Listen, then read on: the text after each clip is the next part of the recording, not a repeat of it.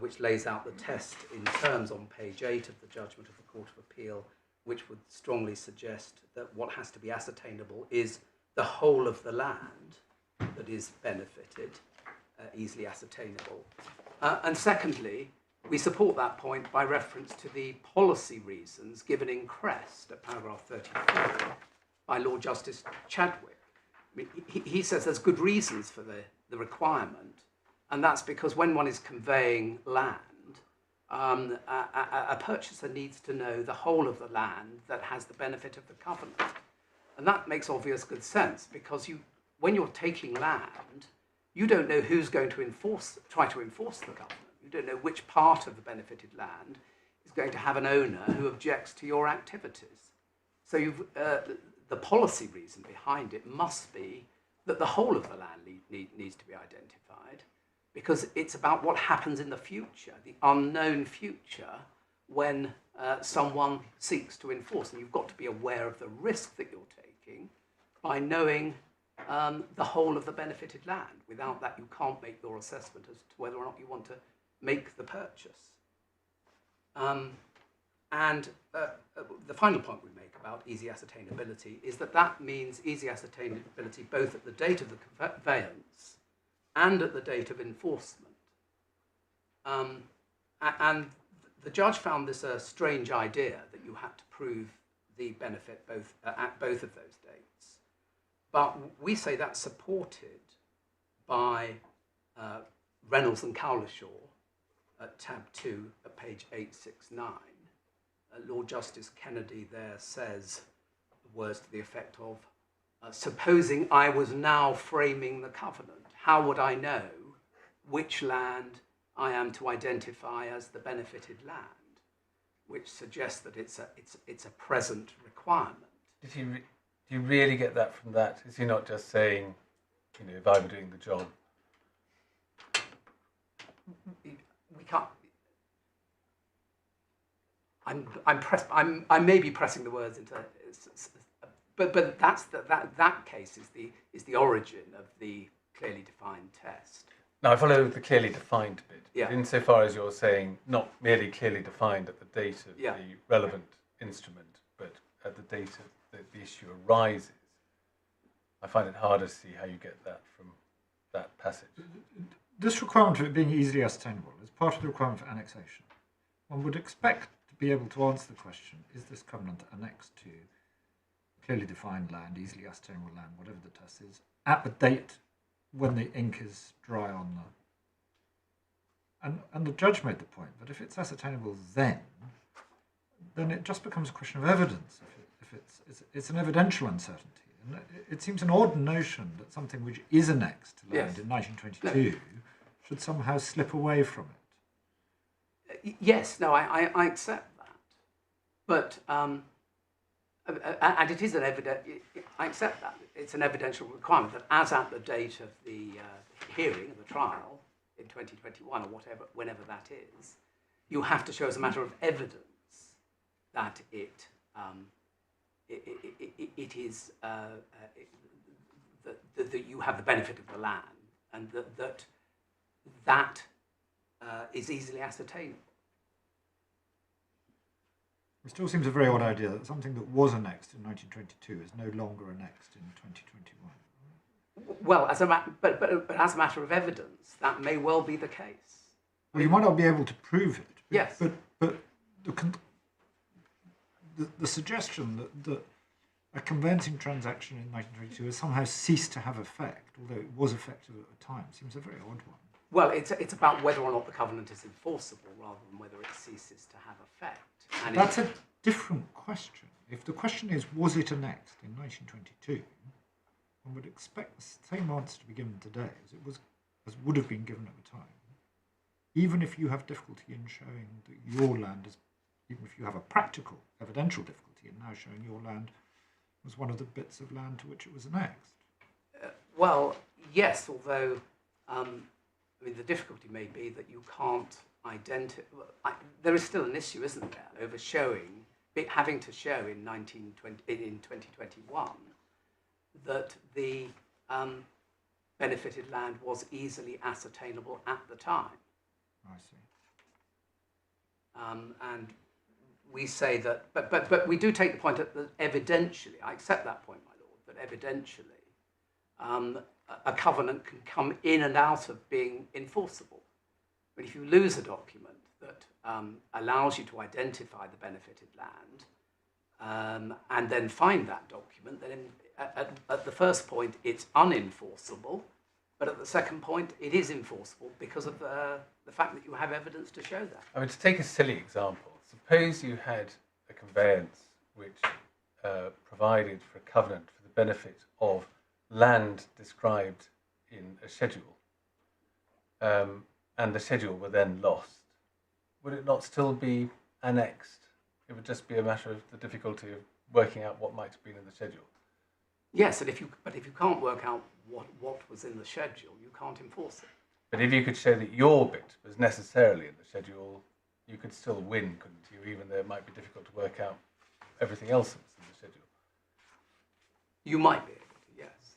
Yes, if the schedule had 2 pages and your bit was on the first page, which was in existence, and the second page had been lost, you wouldn't be able to write out a complete list of lands subject with the benefit of the covenant, but you could still show that it had been annexed to defined lands which were ascertainable, including yours. Yes, I think that's right. So it is an evidential question. But I mean, the judge seems to struggle with the idea in his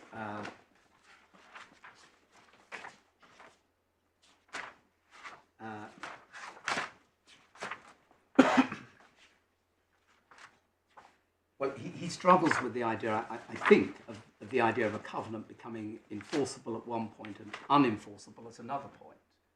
But that is the inevitable consequence of the evidential burden being on a party seeking to enforce a covenant to show that it's to show that his land is part of the benefited land. And there are a number of cases which show precisely that had we had all the information now available, we might have been able to say that the covenant was enforceable. But we can't now do that. It's not a matter of speculating what that evidence would have shown.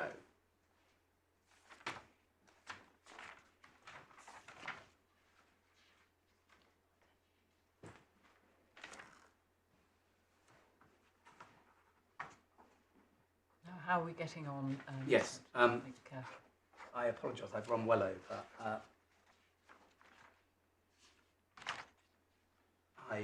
Those are my submissions. anything else? Thank you very much indeed. Yes, Mr. Thank you, Ladyship.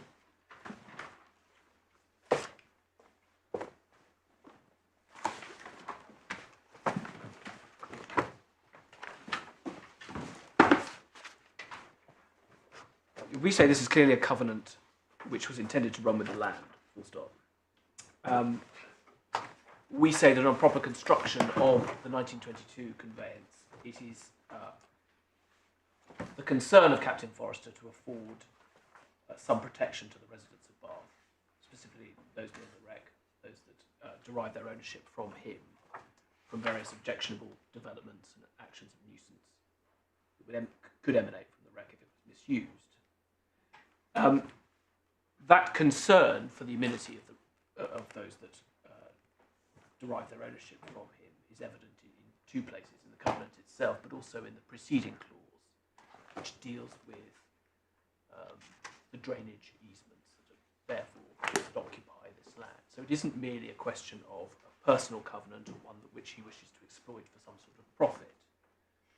I should say, by way of background, it's entirely understandable that Captain Forrester would have been eager to preserve the amenity of those that actually lived in this residential area of the city, because of course it's the city laid out by his ancestors, a particularly beautiful, prestigious and unique area in central residential part of the city, perhaps the most beautiful in our country. So we say in response to... You say clause 1, the easement shows his altruistic motivation. Can you really get that from that? I mean, makes perfect sense, doesn't it, for a vendor acting selfishly to ensure that he keeps easements. Well, what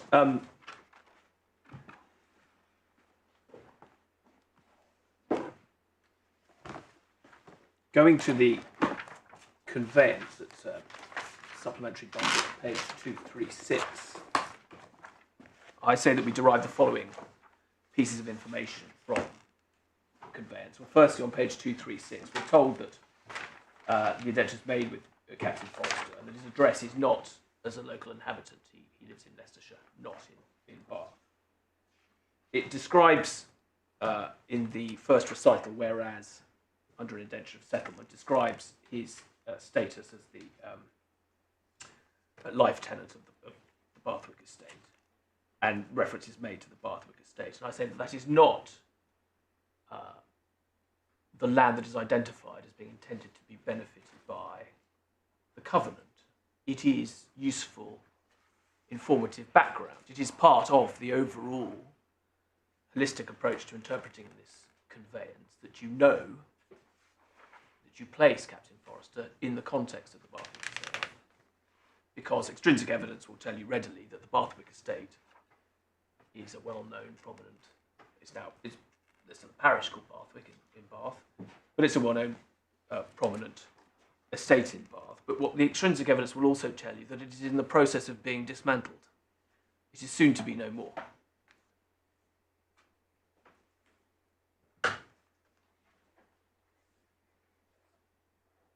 And that is why I say you do not find the covenants over the page, or indeed the easement, tied to any concept of the Bathwick estate. It is part of the factual background that the Bathwick estate is there, is referred to. You can place Captain Forrester and his land ownership in that context, geographically. But that is not the limit or the extent of the benefited land. We're told in clause 1, and here I say keywords which go to the question of whether you can interpret successors in title as being in some limited way a specific reference to the status as successors under the settlement, because what he's effectively doing is declaring himself in clause 1. It says the vendor in exercise of his powers for this purpose conferred by the Settled Land Acts of 1882 and 1890 and every other power enabling him as beneficial owner hereby conveys. So the conveyance is telling us that he's acting as he's entitled to do under the Settled Land Acts, as if the beneficial owner, and it is with that status that he's conveying this land. And it is in that context that we must understand who his successors in title will be. It is clear from this, for example, that the purchaser is a successor in title, notwithstanding that they are not anything to do with the settlement, because they take as beneficial owner, just as Captain Forrester conveyed, an interest in the property. In my submission, successor in title is about property ownership. It is not about fine distinctions. A very interesting now antiquated law about the forms of settlement under the Settled Land Acts. I say that is even more stretching to us now, trying to understand how the Settled Land Acts operated at this distance in time. But even then, it's an unnecessary, and I say far too microscopic examination of what this means. It means those that own the land, those that occupy and own the land, and derive that ownership from Captain Forrester, irrespective of whether behind the scenes of that ownership, behind the scenes of why he's entitled to convey it as a beneficial ownership, there is a rather complex background. That is immaterial, I say, to this proper construction of the conveyance.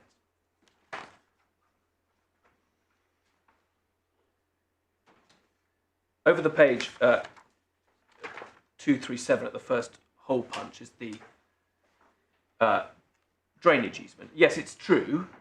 This is primarily concerned with rights under the land conveyed, which one would characterise as an easement. But I don't think that an easement and covenant for these purposes are such distant relations.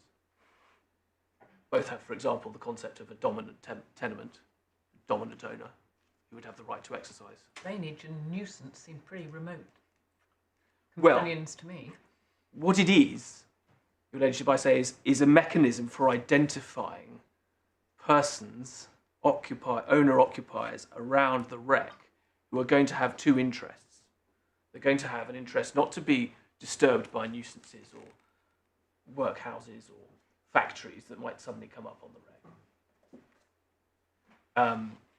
So that their amenity in this rather prestigious community is going to be disturbed. They're also going to want to have the rights under the easement that we have in clause 1.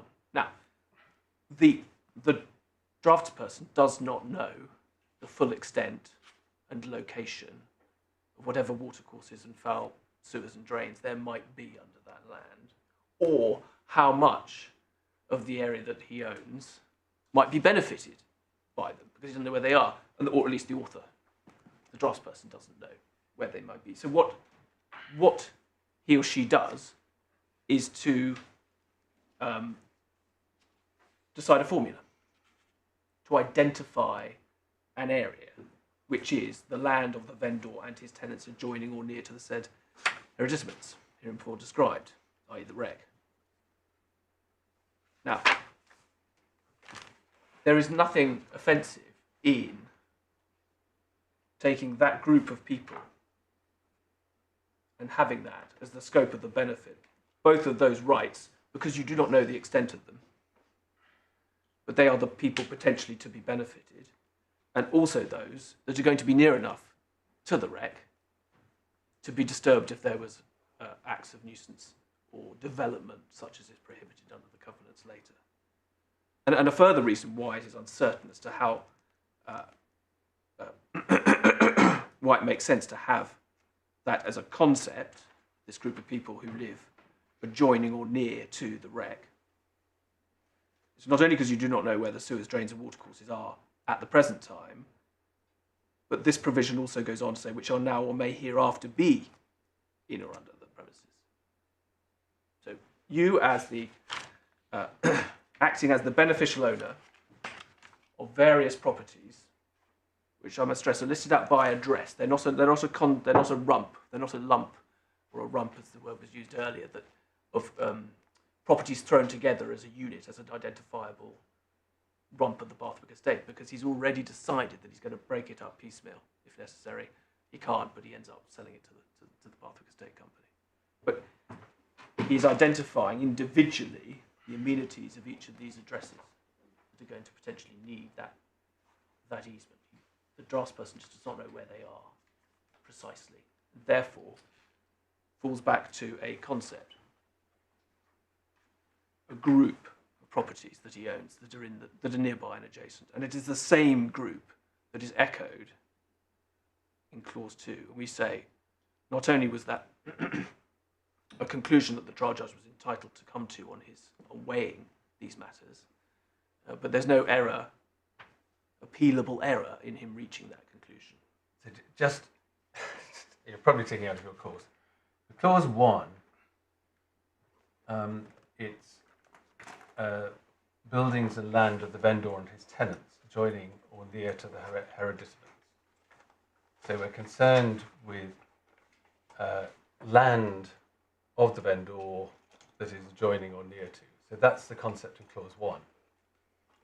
And that's not the clause 2 concept, is it? Well, it's echoed, I say. I mean, it's shorn of any reference to the vendor and his tenants in the first place, aside from any other difference. What you get in clause 2 is that simply adjoining premises or neighbourhood. There's nothing tying it to the vendor or his tenants. I mean, if they are the same concept, do we import into clause 2 that it's only relevant if it affects prejudicially adjoining premises or the neighbourhood as regards land owned by the vendor and his tenants? Well, if I've understood your lordship correctly, there is a further categorisation, which is that the benefit must be those that are capable of being disturbed by the nuisance. In other words, that must be those who live near enough, either adjacent or near enough to the wreck to be disturbed by the nuisance. Well, let me just. Although take that would be proven, but suppose I own a piece of land that is going to be affected by a factory put up elsewhere in the neighbourhood. My land might be thought to be sufficiently connected that in principle it's possible for the covenant to be for my benefit. But that doesn't mean that I've got myself muddled now. But I can't see an identification between the two concepts. Well, I'm sure it's the my failing in my explanation, but what the first clause we say does is to identify Captain Forrester as the owner of land adjoining and near to the wreck. Yes. And that is all we need, I say, for our purposes, for annexation to occur, provided that the judge is right to read that that's the same land that is intended to be benefited in clause 2, which I say he was right to do. But if we're getting that from the reference to adjoining premises or the neighbourhood in clause 2, we're inferring from those words that he has in mind, the draftsman has in mind the same concept as he had in clause 1, then presumably the only adjoining premises or neighbourhood that would be relevant would be those owned by the vendor or his tenants. Otherwise, they're different bits of land.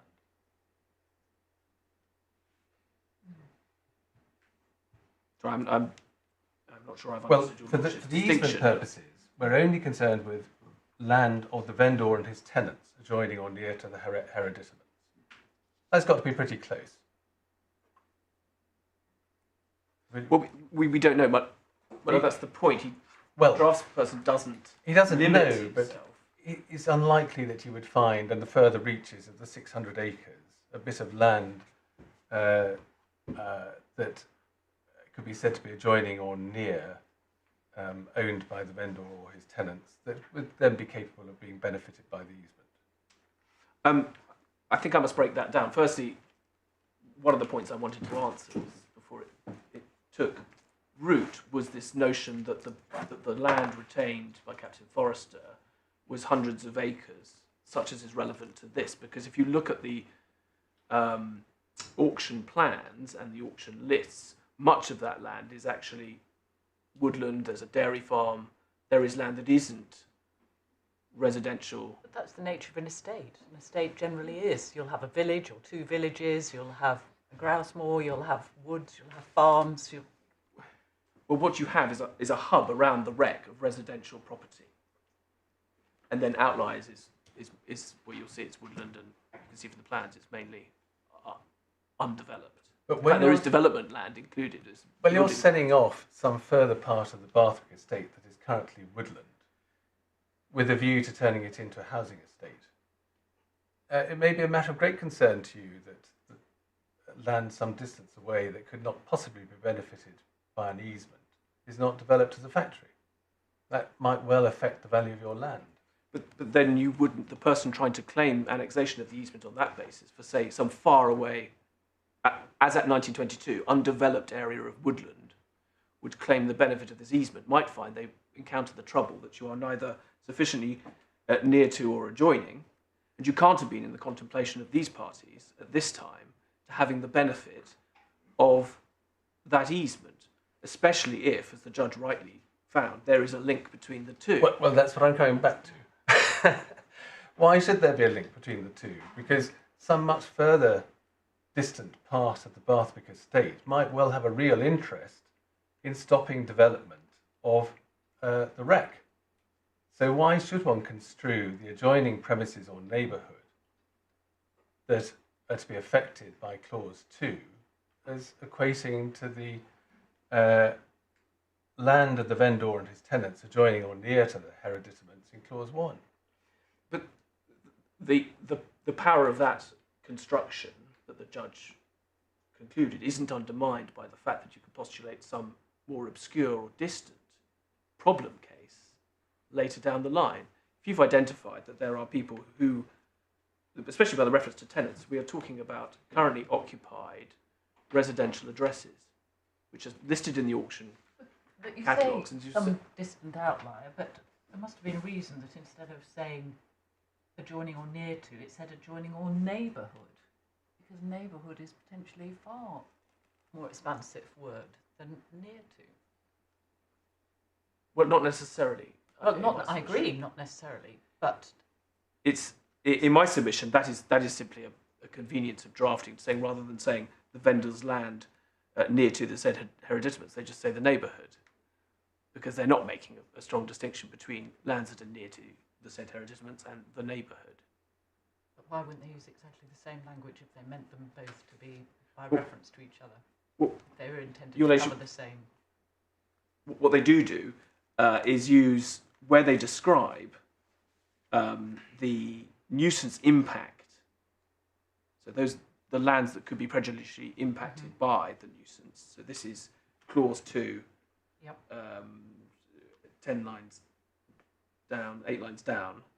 No workshops, warehouse, factories, or buildings or trade which may grow to be a nuisance, annoyance, or disturbance, or otherwise prejudicial effect the adjoining premises, not any adjoining premises, or not before mentioned adjoining, but the. So there's firstly the use of the definite article, which, in my submission, is sufficient to echo back to tenants adjoining or near, which you find in clause 1. And then again, to reinforce this point, is the use of the word premises, which is these days used to mean, casually to mean any sort of building. But then I say, and much still, but much more so then, would refer to land previously described.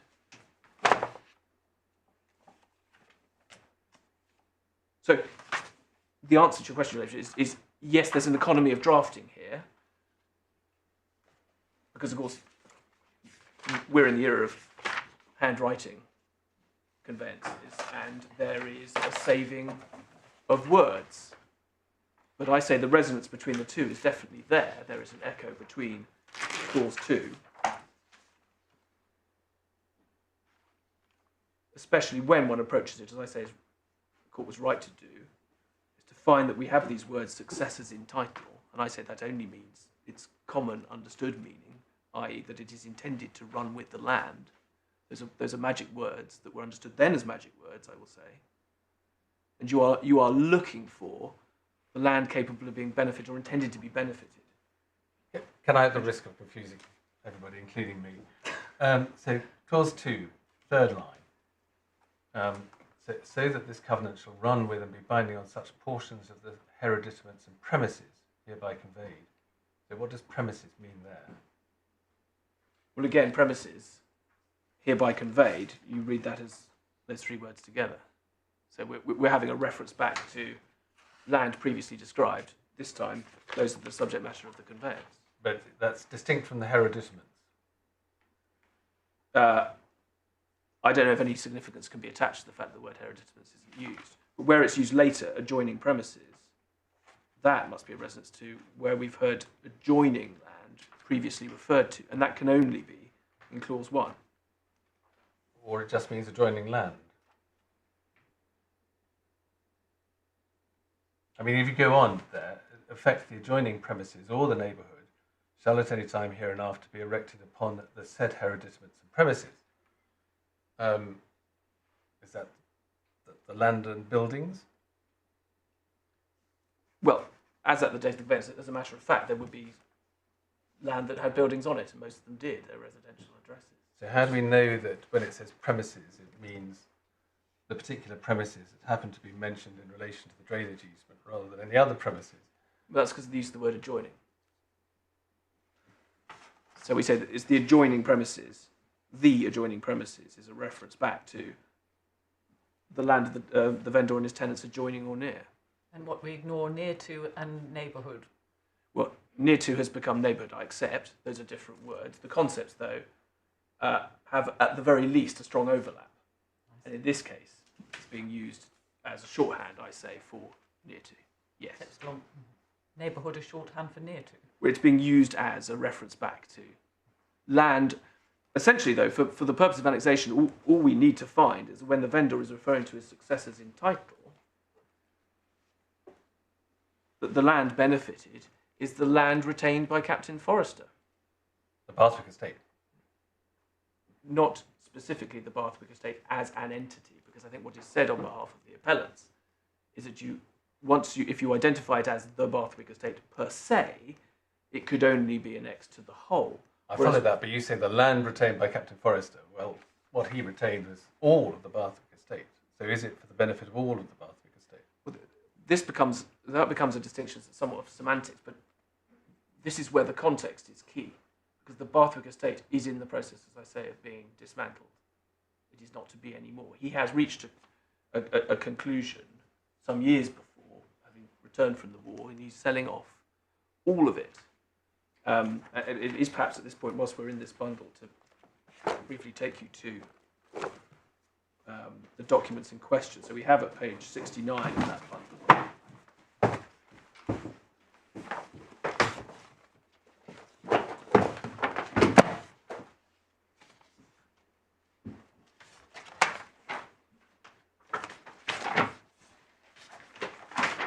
Is the 1919 Auction Catalogue, and this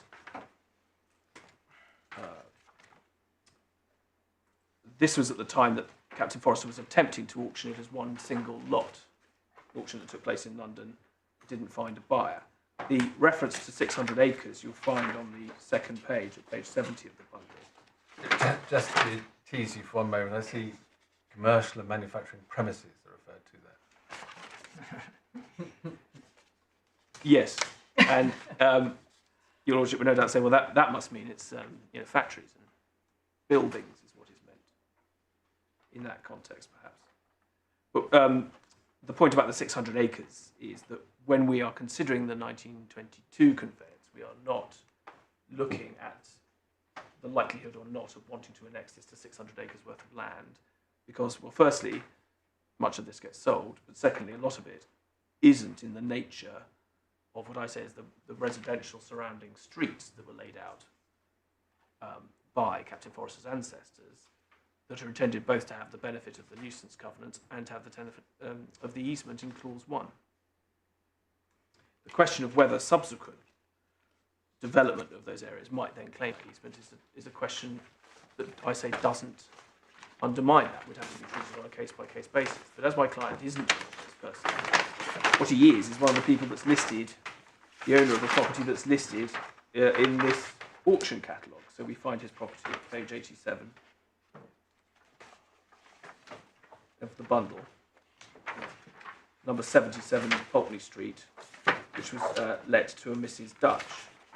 What happens next is that as that doesn't find a buyer in 1919, there is a decision, instead of to sell it off as one lot, to sell it off as individual lots. So we have at page 185 is the 1921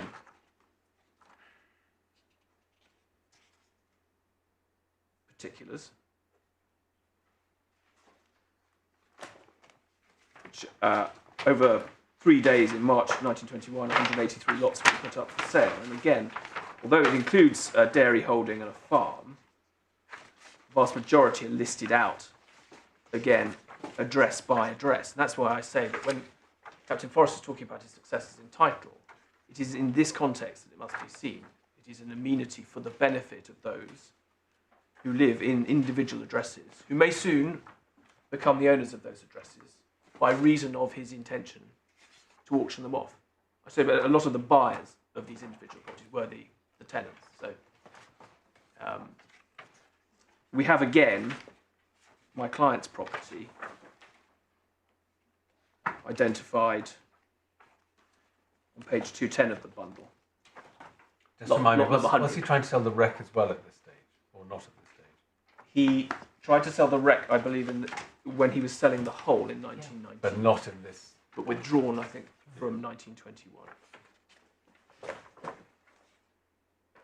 But lot number 100 on page 210, again, is 77 Portney Street.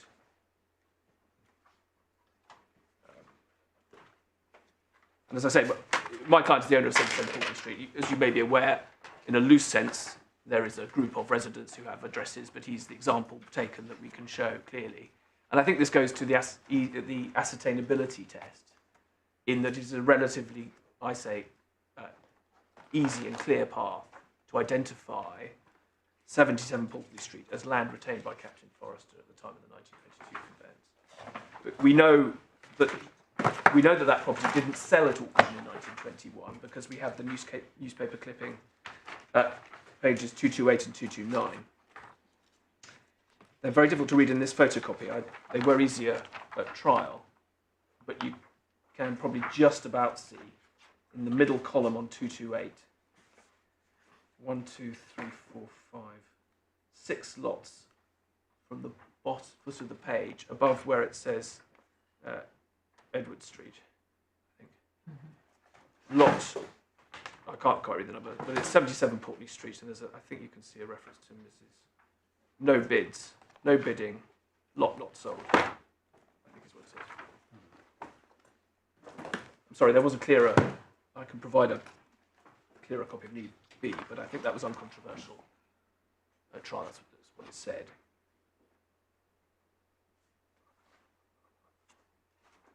So we know that it was being put up for sale, didn't find a buyer, and then we find it.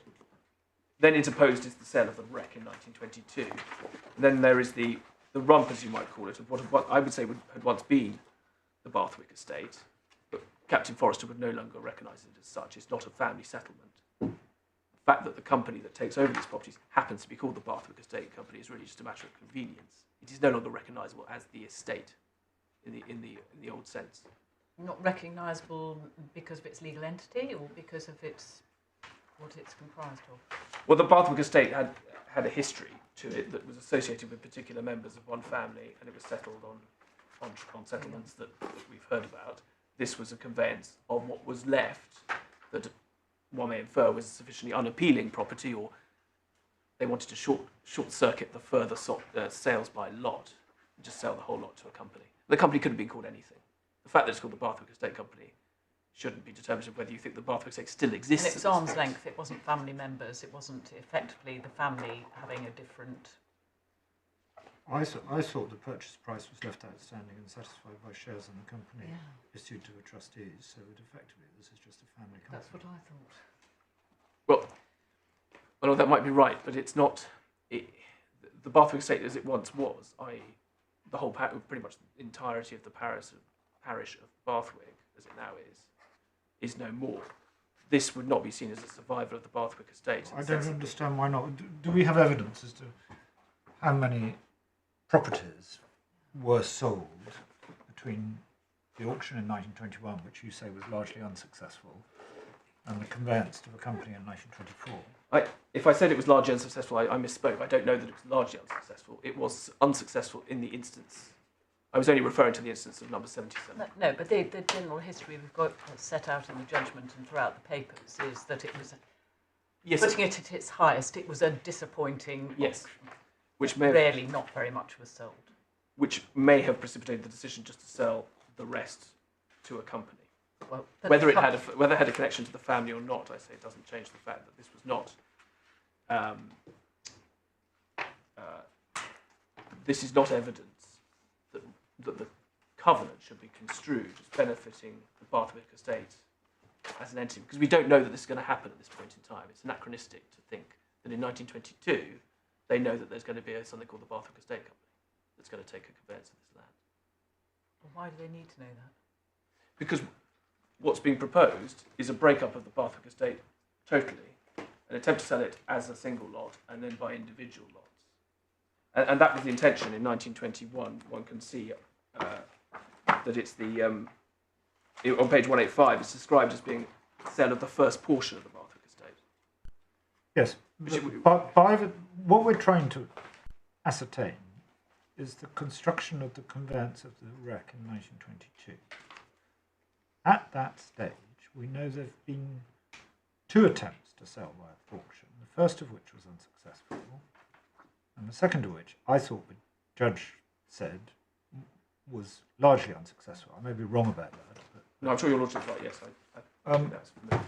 So Captain Forrester is now selling, instead of selling it off by auction, it's selling it off bit by bit, and one of the bits is the wreck. But do we know, are we in any position to say that as at 1922, the estate as a recognisable thing has ceased to exist? Or I mean, I'm not at all sure we are in a position to say that. Your Lordship, the way I put it was in the process of being dismantled. Well, it had been, in 1921, the intention to sell it off. But if that was unsuccessful, we know that a few years later it was transferred to a company which, like My Lady, I think was a family vehicle. I'm not at all sure that we can say in 1922 the estate is about to be broken up. There have been attempts to do it without success. Well, there'd been a pattern, as the judge found, there'd been sales of individual lots negotiated outside the auctions. And some of the properties had sold. And it's consistent with sales of every address on every street that was attempted, that one finds in the conveyance a concern to protect the amenity of individual occupiers of individual properties. You don't find, I say, evidence that there was an intention to benefit for the covenant to run just with the Bathwick estate as that entity. Hence, the importance of not repeating Bathwick estate actually in the covenant. Because in contrast to the cases relied upon by learned friends, where you have covenants that are taken for the benefit of a named estate, the wording almost invariably that they're referring to says this covenant is taken for the benefit of the X estate as known or in that form. Captain Forrest is mindful that that might not be the future for the properties of the Bathwick estate. Now, it's not necessarily to show that he definitely knew that it wasn't going to be. Perhaps it was undecided what was going to happen to the rest of them. The fact that there was a possibility that there would be a continuing process of selling off address by address, often to the occupying tenant. But can't that work both ways, just being devil's advocate for the moment, might not have been exactly a reason that he'd want to keep it for the estate only, so that he could control the environment and the quality of the environment. He kept referring to it as a very prestigious area, so that he, as he was thinking of selling stuff off piecemeal, he would have or the estate would have the benefit of the covenant. We say that would an unrealistic approach. That would assume that. No, I'm not saying that's unrealistic. I'm saying why that would have been an alternative view, wouldn't it? But that would involve him, Captain Forrester, contemplating conveying prestigious properties, but free of the protection of. No, he could have assigned them as and when he sold them, but in the meantime, he kept control of the nuisance building, whatever in the area. Well, we say that the nature of the covenants and what he's trying to prevent happening on the reg is something that he wants annexed forever to all the properties that adjoin it. That is the purpose of doing so. We say that it was submitted that he might be surprised that various residential owners around the reg could prevent its development. But we're talking of an era when rugby, an amateur sport, it was an open space and part of the amenity of this area. We say that Captain Forrester wouldn't be the least surprised. This is what he intended. There should be the ability conferred on the owners of the properties in this adjacent and near to the reg to be protected from nuisance and development. Adjacent and in the neighbourhood. Well, I mean, what was found, and I say correctly, is that the the reference to successors in title is owners successively of property adjacent and near to. That was the judge's finding, which we say is correct. The fact that the nuisance covenant protects adjoining premises and the neighbourhood, we accept is not exactly the same words, but near enough for the judge to find that connection. the nature of the covenant is preventing a nuisance which would adversely affect the same property that is described in the preceding clause. Thank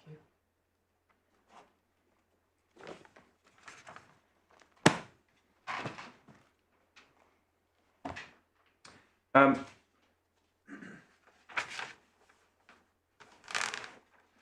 I should say in that context, there isn't any case which is relied upon either below or here, or of which I'm aware, in which the words successors in title have been used and annexation has been found not to occur.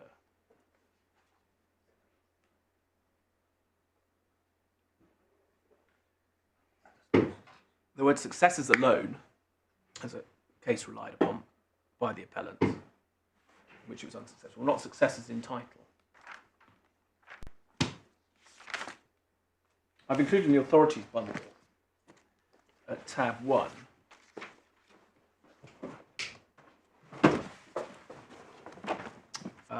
the predecessor,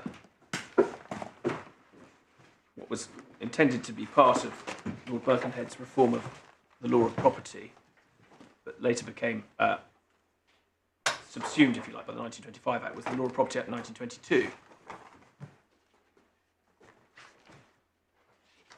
There is, if you like, a predecessor of what becomes Section 78 of the 1925 Act. And there is reference to successors in title at Section 96 of the 1922 Act, which is the page 79 of the in the photocopy. And in particular, it's subsections 3 and 4. 3 provides this: the benefit of covenant relating to land entered into after the commencement of this Act may be made to run with the land without the use of the word heirs. The covenant is of such a nature that the benefit could have been made to run with the land before the commencement of this Act. And if the intention that the benefit shall pass to the successors in title of the covenantee appears from the deed containing the covenant. Subsection 4 says, for the purpose of this section, a covenant runs with the land for the benefit of the burden of it, whether at law or in equity, passes to the successors in title of the covenantee or the covenantor, as the case may be. I mean, this is the Act gained royal assent after the 1922 conveyance on the 29th of June. It's reading its final form before both houses, I have noted here, is March 1922, and obviously it had been some time in gestation before that. But what the conveyancer would know from this is that the key, if you want the covenant to run with the land, the key the key words that you would have to, intention that you would have to show, that the benefit shall pass to the successors in title of the covenantee, appearing from the deed. Which, of course, is exactly what we have in this case. So even before the 1925 Act, those words have a particular magic, because they are the words you need to use if you want to show an intention of annexation.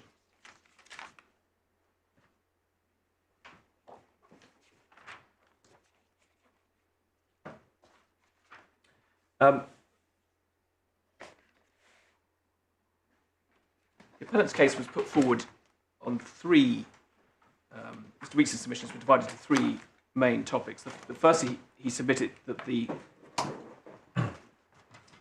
conveyance doesn't identify any land to be benefited. Secondly, if it does, it's the Bathwick estate. And thirdly, that it's not easily ascertainable if it's something else. Dealing with the first, the notion that the conveyance itself doesn't identify the land in some sort of prescriptive sense, I say, is a misreading of the law, or falls into error, in that it has never been a requirement of the law before or after 1925 that there should be some sort of prescriptive express wording to define or particularize in so many words the land that you're intending to benefit. It's essentially is and has always been, I say, a question of intention in the round as to whether annexation is achieved. And that intention to benefit of land and identifying land to be benefited, I say, go hand in glove necessarily. It's difficult to think of a circumstance in which you would wording would evince an intention to annex to land without there being any sort of way of identifying what that land was. They're necessarily going to go together. What case law doesn't require is some particular further test of a prescriptive description of the land itself. I mean, that must be clear from the fact that it's accepted that you can annex and show an intention to annex by implication. You will not have express wording. There's no particular express wording that you need to use to effect annexation. It can be inferred from the wording of the document as a whole, or from a particular passage in it. And secondly, that if you do find such an intention, you can then identify the land that's intended to be benefited by extrinsic evidence. And for both of those reasons, it's never been a requirement that you have to identify the land with some certainty other than a sufficient degree of conceptual certainty, in the sense that the formula used or implied must be intelligible, must be ascertainable, that you're intending to annex the land, and there's some land that's going to stand to be benefited by it. We say that the proper test in this area is summarised most conveniently by the authors of McGarry and Wade, and there is included in the bundle at tab 45 relevant extracts, which we say are a convenient and eloquent summary of the law.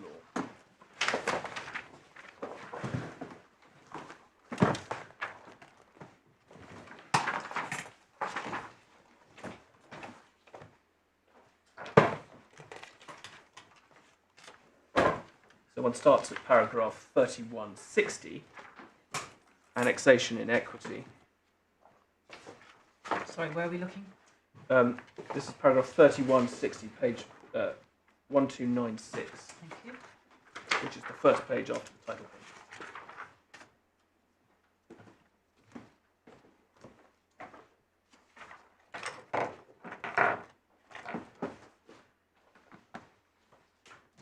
Starting about halfway through that first paragraph, after, however, this is not so, it is long established that it's necessary to show in addition that it was the intention of the parties that the covenant should be annexed to the covenantee's land. This may be established either from the express words of the covenant or from a construction of the instrument creating it, having regard to the surrounding circumstances or by statute. The references there are to Reynolds and Cowlishaw and Shropshire County Council and Edwards, both authorities that we have in the bundle. Under the next heading over the page, with regard to express annexation, it says the benefit would be effectively annexed to the land so as to run with it if the instrument that the land is sufficiently indicated and the covenant is either stated to be made for the benefit of the land or stated to be made with the covenantee in his capacity as owner of the land. And it says a classic formula is with intent that the covenant may inure for the benefit of the vendors, their successors and assigns, and others claiming under them to all or any of their lands adjoining. It will be noted that this formula indicates the benefited land only in general terms, so that precise definition is not required. And the footnote 282 says reliance should not be placed on unduly strict statements in various authorities, in those two authorities to the contrary. And there's a reference to Professor Wade's article, which is also included in this bundle of authorities at tab 49. Under implied annexation, it says this: it has now been clearly recognised that annexation may be implied rather than express. Again, as reference to Shropshire County Council and Edwards, the same cases. And then it says at the end of that paragraph, however, an intention to annex will not be implied merely from the surrounding circumstances. It must be manifested in the instrument containing the covenant when construed in light of those attendant circumstances. So there must be something within the four walls of the document itself that allows you to make that implication. And of of course, you construe it in light of the surrounding circumstances. The article by Professor Wade, which is at 49, tab 49 of the authorities bundle, is headed Covenants a Broad and Reasonable View. And that's a quotation from Mr. Justice Wilberforce, as he then was, in Martin Flight Refueling. The relevant passage to which I draw your attention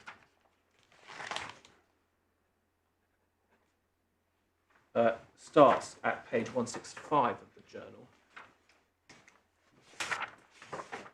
where the author sets up the opposition between an unduly restrictive conveyancer's view as to how annexation should occur, and the judicial view, which in my submission is much more flexible.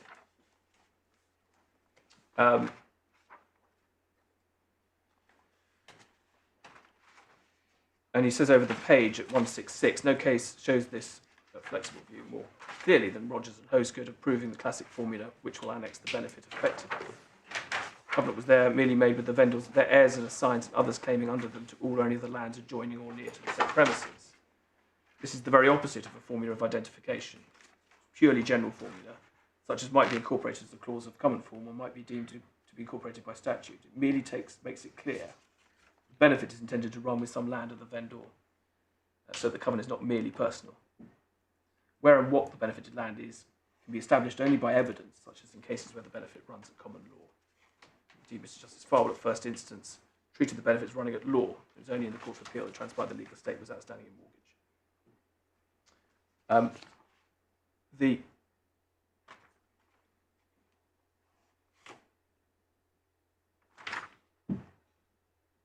At the foot of that page, the very last sentence, the sole description of the benefited land was all or any of their lands adjoining or near the said premises. Since any benefited land must of necessity be near the burden land, the classic formula is totally devoid of definitive meaning. It says no more than the covenant is for the benefit of unspecified land of the vendor, leaving its identification entirely to extrinsic evidence.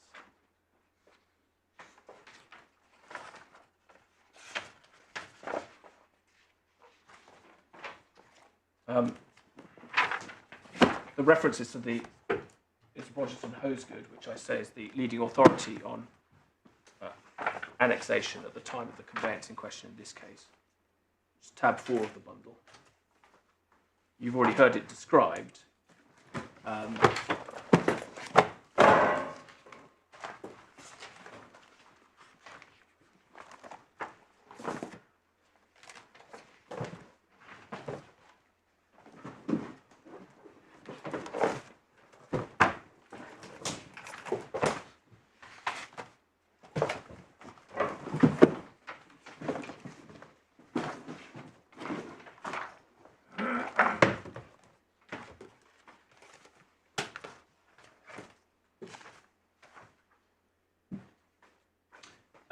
At page 389, it describes the benefit of the covenant was for, this is at about 8 lines from the foot of the page, benefit of Messrs. Plunkett, Rogers, Robinson and Dunnage, their heirs and assigns and others claiming under them to all or any of their lands adjoining or near to the said premises. And then the Mr. Justice Farwell, whose judgment was upheld in the Court of Appeal, famously said this at 395, 4 lines down. Covenants which run with the land must have the following characteristics. They must be made with a covenantee who has an interest in the land to which they refer, and they must touch or concern the land. He goes on to say that there's an additional requirement, starting at the very foot of that page, but over the page, a covenant may have the 2 characteristics above mentioned and not run with the land. It is in each case a question of intention to be determined by the court on the construction of the particular document and with due regard to the nature of the covenant and the surrounding circumstances. No covenant can run with the land which is not the 2 characteristics above mentioned, but every covenant which has those 2 characteristics does not necessarily run with the land. That is a question of intention in each case to be determined on the construction. And he goes over to conclude on page 397, at the second hole punch. Inasmuch as the covenantees at the date of the covenant owned the land now belonging to the Millet trustees, such land is in fact near to the defendant's land, I see no uncertainty as to the land to be benefited. and what is absent from this case is any discussion of how easy that was to conclude. So the formula is sufficiently clear. There is not a secondary investigation as to how easy in practice it is to find out what property this particular vendor covenantee retained at that time that was near to the defendant's land. You have the formula, it's sufficiently clear. You do not need to have an investigation as to how easy it is to actually identify, plot by plot, address by address, whatever it might be, who does and who doesn't. You find that out in a situation such as this, where someone comes forward to say, I have the benefit of that covenant. But it is not a bar to annexation, which clearly did occur here, and it is not a requirement of annexation, as clearly occurred here, to investigate the ease of that process. You have a formula, and that's enough. The result is that you have a number of cases where annexation is successful, especially from this era, in which there is what a modern conveyancer would say is insufficiently precise. But we do not judge them by those standards. So to take examples, there's a list of examples of successful. As a shorthand, rather than take you through the various authorities in this overladen bundle, in Francis's work on restrictive covenants, there is a list of wording that's proved successful in annexation cases. And that is at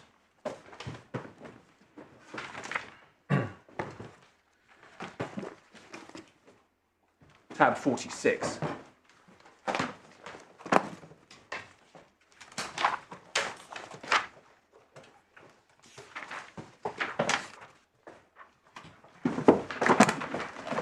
That's page 152 of the book, paragraph 827.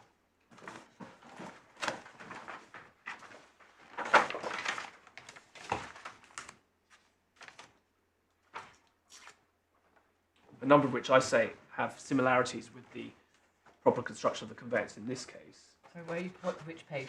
This is page 152 of the book, Thank you. paragraph 827. Yep. And it starts examples. And the second and third, the second is with the intent that the covenants might bind the premises thereby conveyed, and might inure for the benefit their heirs and assigns and others claiming under them, all or any of their lands adjoining or near to. And that's, of course, the wording very similar to that's the wording taken from the case we've just seen, which is Rogers and Hosegood. The next is to benefit and protect the vendors adjoining and neighbouring land.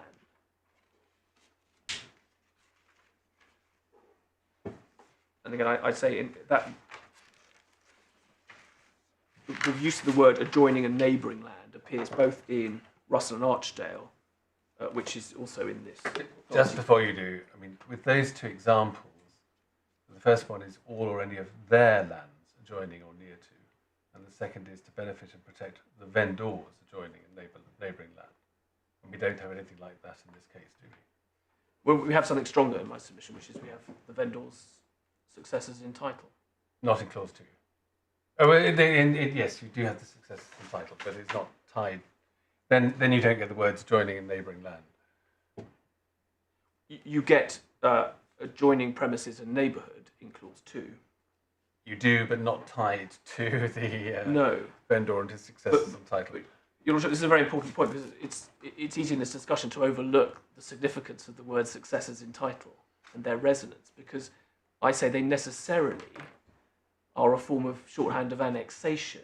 And I do follow that, and indeed I think that was the basis of the judge's decision, really. But in terms of comparing these formulae, they're not really the same, because we don't, although we find in clause 2 a reference to the vendor and his successors, and also a reference to adjoining and neighbouring land, they're not tied together, whereas they are here. They're, perhaps tied isn't the right word, but they're certainly connected. So, for example, adjoining premises and neighbourhood is certainly connected to the successors in title in clause 2, because it's those very premises which are intended to benefit from the covenant. There is a natural connection between. I want my successors entitled to benefit from a covenant that prevents nuisance against this area of land, these plots. And it is a short step to the conclusion that therefore they must be the very successors that we're talking about, the ones that I'm trying to protect. Because it's in the nature, not all of these covenants involve nuisance or things that have a direct effect on neighbouring land. But in this case we do. So it is no stretch to say successors entitled are the key words. We must find which successors, which property is intended. Well, it is enough for my purpose to say you can infer that it is the land retained by the vendor, successor entitled to his land, whatever that may be, which is near or adjacent to, and/or is capable of being benefited by the covenants because of their very nature, which refer to adjoining land and premises, adjoining land and neighbourhood in the second instance. So you read the conveyance holistically and you find that the land to be benefited is, the roadmap is there for you. But I pause there to stress that in both those cases, Russell and Archdale and Rees Selwyn's conveyance, where there's a reference to adjoining and neighbouring land, those concepts are not considered too uncertain, which I understood perhaps to be part of the first appellant's case, which say, well, that's too vague a concept. A neighbourhood and neighbouring land is too vague. Well, neighbouring isn't, so why should neighbourhood be? How near is near, as the court might rhetorically ask about the Rogers and Hosgood conveyance? How neighbouring is neighbouring, or neighbourhood? And the suggestion that neighbourhood is somehow less certain than neighbouring, and neighbouring is good enough. Why should neighbourhood fall foul? And the idea that neighbourhood is somehow a more wishy-washy concept.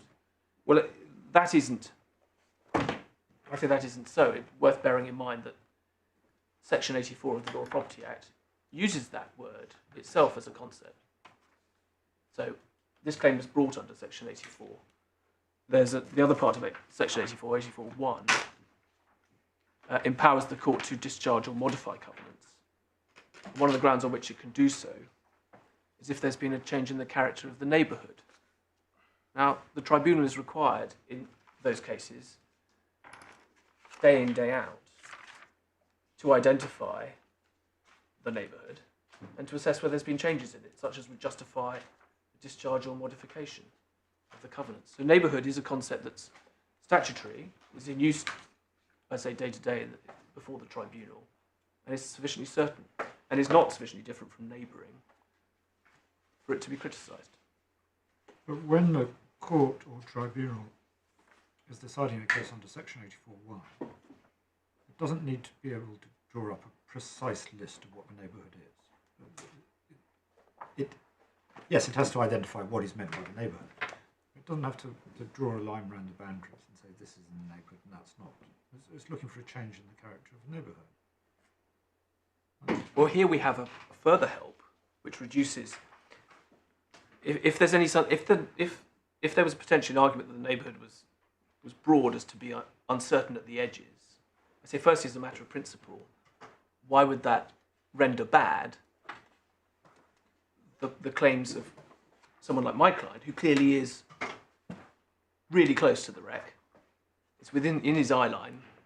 The development will be right in front of him. But I think that's really a submission, but it's not necessary for annexation to be able to draw up a precise list of properties benefited, as long as you can show that your property is one of those benefited. Is that right? Well, I understand that to be a point that assists us, because yes, but that is your submission, because yes.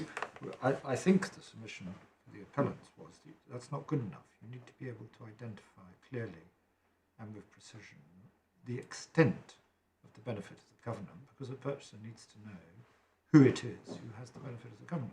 And if there's uncertainty about that, then it doesn't work. Well, and I think that is derived from the attempt to derive that is from the later authority, from Crest Nicholson. But I say that is a heresy in terms of as covenants were understood at the time of the conveyance itself, because that was never a requirement. That's why my ask about Rogers and Hosgood, how near is near? The fact that there might be some argument about, well, I have a nearer property than you, I might have the right, but you may not. doesn't prevent annexation. You do not need to have a list of everyone that is near enough. You do not have to have... You can use concepts like neighbouring, which are intrinsically require working out through extrinsic evidence. And that is not a bar to annexation. And these are cases, Russell and Archdale and Rees-Selwyn's conveyance, that are relied upon by the appellants. No one is suggesting these are wrongly decided. Neighbouring is necessarily a slightly debatable area. You might have two different views on what the neighbourhood was. Here it's not a problem for my clients, mostly because they're so close to the wreck, there can be no doubt they fall within it. And why, if it's annexed to a neighbourhood within which they clearly form a part, whatever the outer fringes of it might be, why should they be denied that right? Secondly, you have the further qualification here to answer your lordship's point, which I didn't immediately, which is to say, well, they have to have in common that they were owned by Captain Forrester.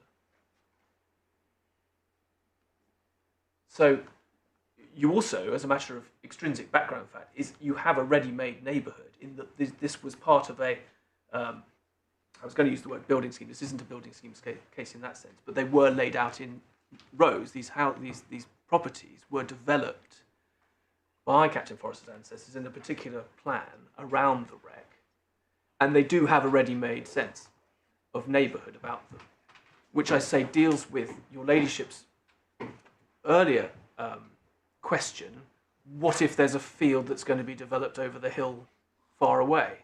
It's neither here nor there. You have a neighbourhood at this particular point in time because it's the streets that are characterised Bath, that were built by the Pulteney family, Captain Forrester's ancestors. And they are both, some of them are adjacent and the others are near to. And they have also in common that Captain Forrester is still the owner of them as at in 1922. So these concepts have never been, certainly for a covenant of this era, have never been held to be too uncertain. I'll come back, if I may, to whether the law has changed retrospectively by reason of Crest-Nicholson, but I submit it hasn't, and the judge was right about that. Another example is in the first instance decision in one of the cases relied upon, an estate case, the Earl of Cadogan's, it's called Dano, against Cadogan, which is at tab 30.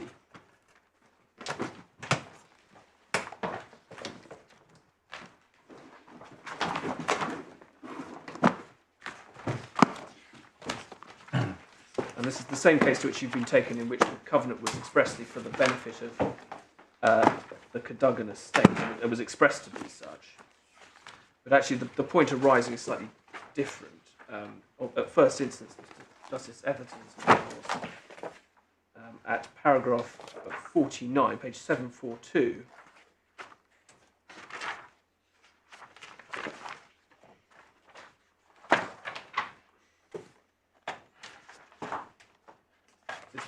and this is a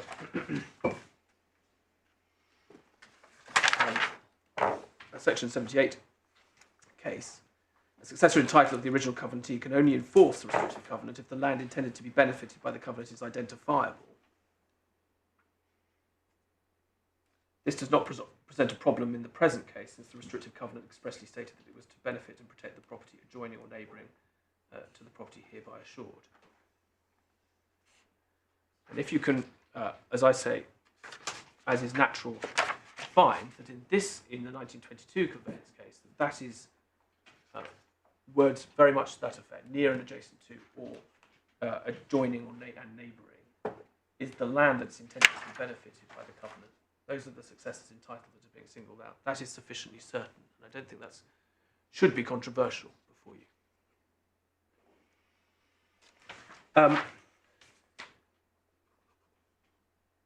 There are a number of cases, and I won't take you to all of them, in which implication, annexation has been affected by implication. One of them is Martin and Flight refueling. It was distinguished below on the basis that it was not a case about assignment, but it's quite clear. One goes to tab 20. it's Mr. Justice Wilberforce, as he then was. So it has a pedigree as a decision from an eminent judge. It was distinguished because there's a reference to there not being annexation. And it's quite clear what's being done in this decision is to test whether the benefit has passed in equity, which is the same question that's before us today. So at page 129,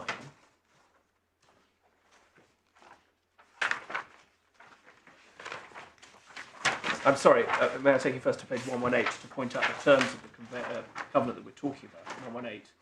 Clause 1 of the conveyance conveyed the property to Harding. Clause 2, so far as material provided, the purchaser hereby covenants with the vendor and its successors in title. So this is a case of successful annexation or successful passing of the benefit of the covenant in equity, which I say amounts to the same thing, in a successors in title case. And as I say, I'm not aware of one where those words are used and the annexation has not occurred.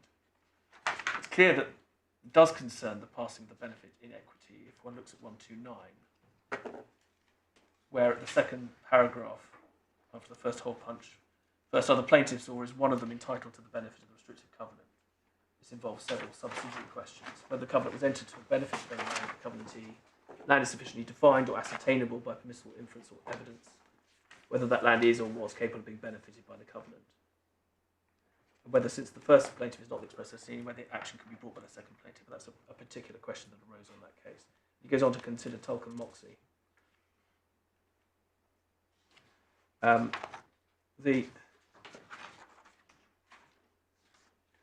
At 131, midway between the hole punches, he concluded, having referred to Miles and Easter, it shows that the court's opinion was that the existence and situation of the land to be benefited need not be indicated in the conveyance, provided it can be otherwise shown with reasonable certainty. And the natural interpretation placed on these latter words is first that they may be shown by evidence to hold the deed, and secondly that a broad and reasonable view may be taken as the proof of the identity of the land. And that's the broad and reasonable view that was extolled by Professor Wade in the article to which I took you earlier, and which I say better represents the state of the law at the time of the conveyance. Where in a case like this, you have Captain Forrester, who is the, for all intents and purposes, the beneficial owner of lands which are clearly in line to be benefited by this covenant, and he's expressing his wish that they should pass to his successors in title, that the conclusion naturally follows that it's been annexed, and that those that derive their ownership from him are entitled to sue upon it.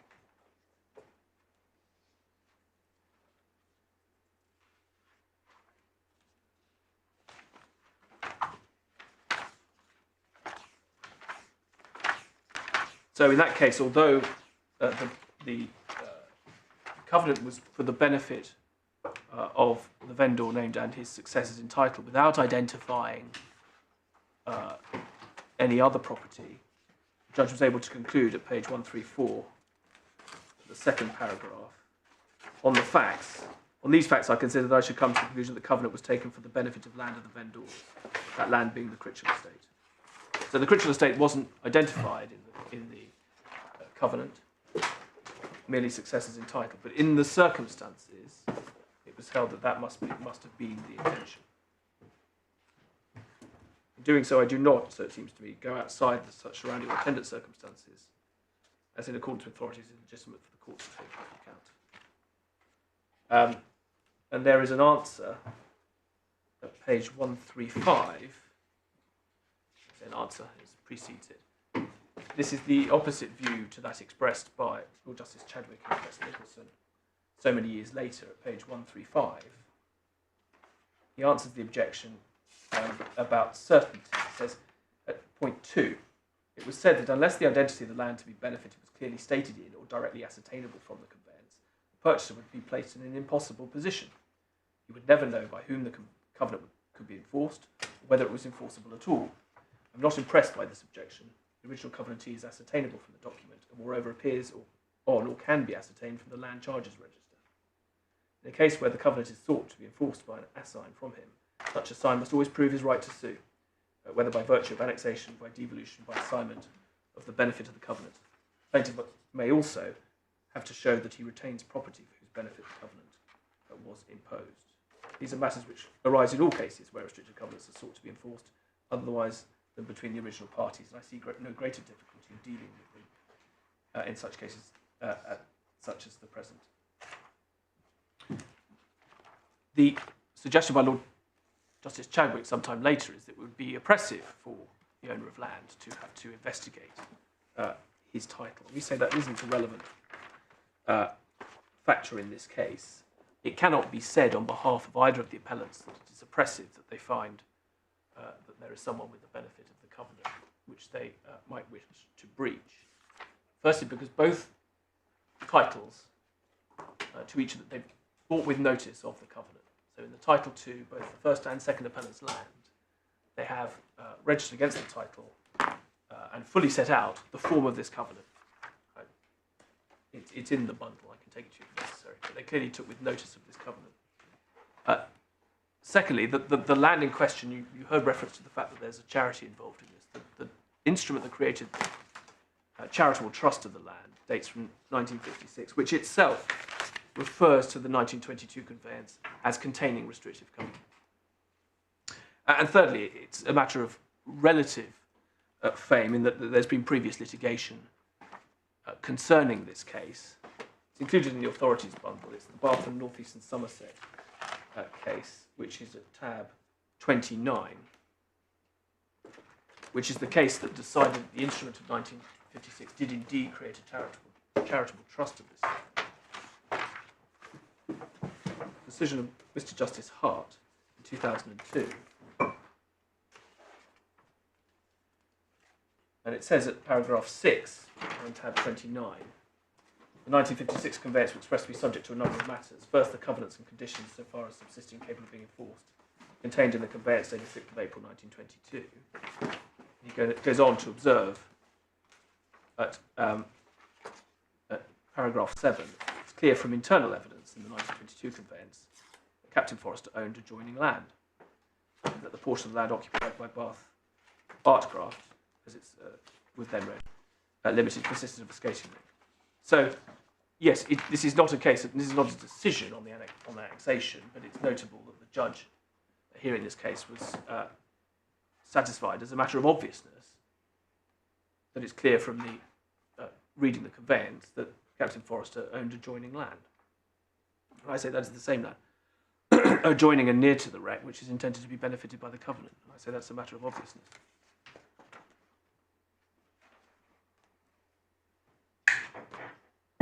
And none of this can come as a surprise to either of the appellants that there's existence of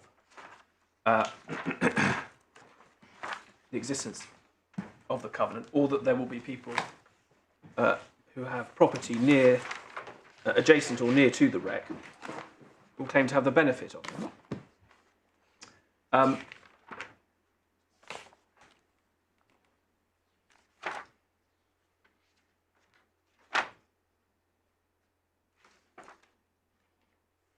I said, of course, that even if Mr. Weeks was right and that the proper interpretation of the land identified by successors in title was to the Bathwick estate, I would say that in the context, that would mean each and every part of the Bathwick estate, such as the land that had been known as the Bathwick estate, as was remaining in Captain Forrester's hands at that time.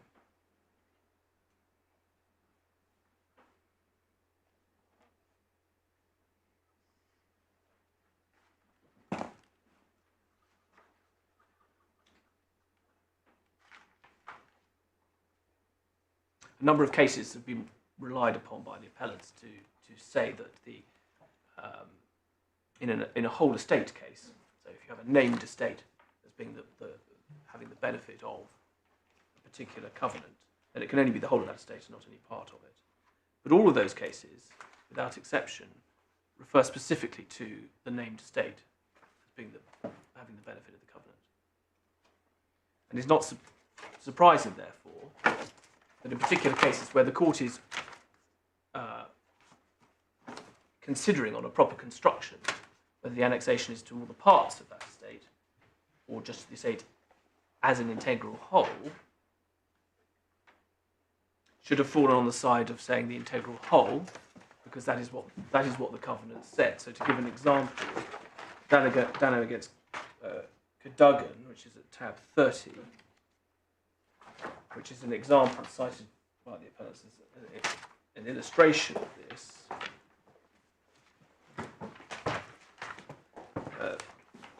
On appeal, that's the second authority behind tab 30.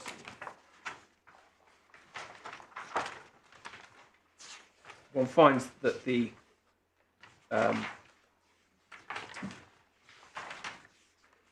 starting at page 1011, it's clear that it's a whole estate case because you see page 1014 the restrictive covenant set out in full at the top of the page, and the purchasers to the intent so as to bind as far as practicable the property hereby assured.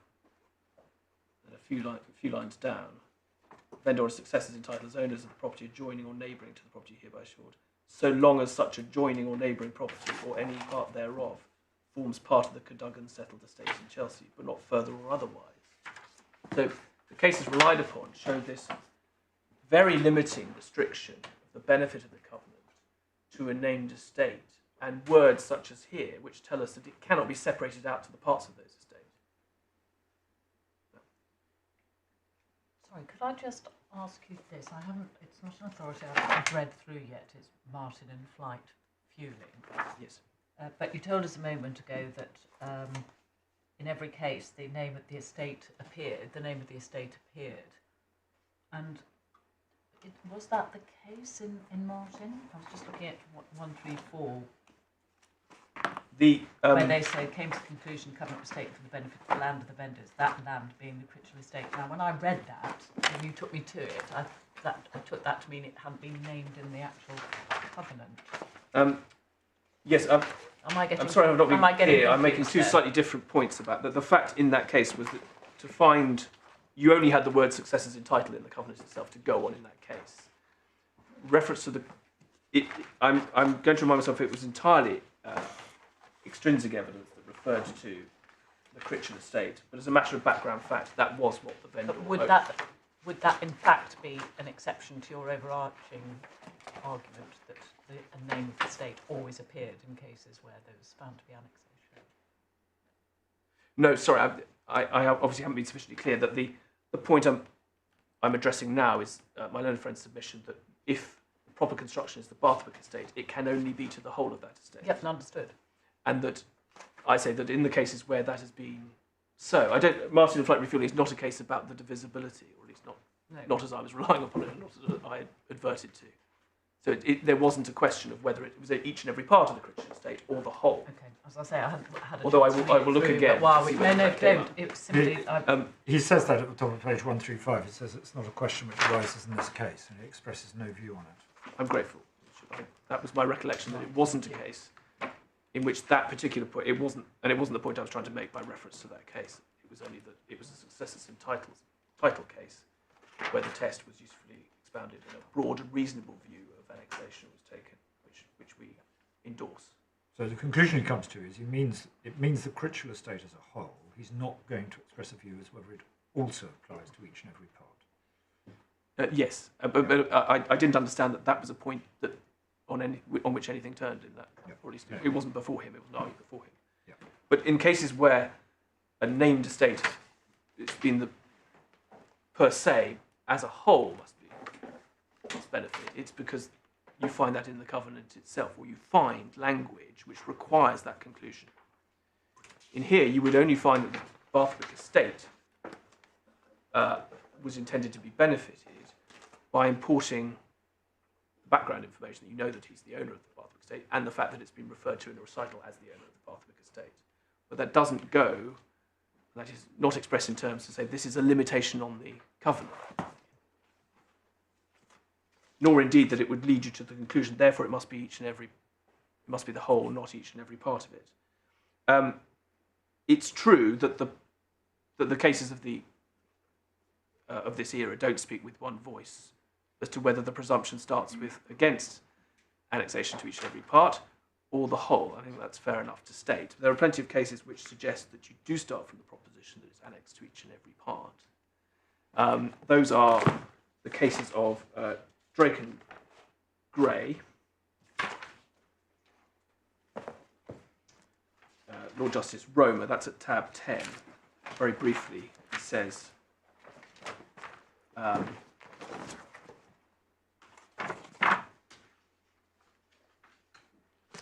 page 465, the law report, first hole punch. Most of the cases that come before the court have been cases where a covenant has been entered into by a vendor for the benefit of, say, the AB estate for the time being. There, of course, no intention is shown that the benefit should endure for any particular part of the estate, but where one finds not that the land coloured yellow, or the estate, or the field named, or anything of that kind, but lands retained by the vendor, it appears to me there is a sufficient indication that the benefit of the covenant endures to each and every one of the lands retained by the vendor. If a plaintiff in a subsequent action can enforce a covenant to say, I am the owner of a piece of land that belonged to the vendor at the time of conveyance, he's entitled to enforce the covenant.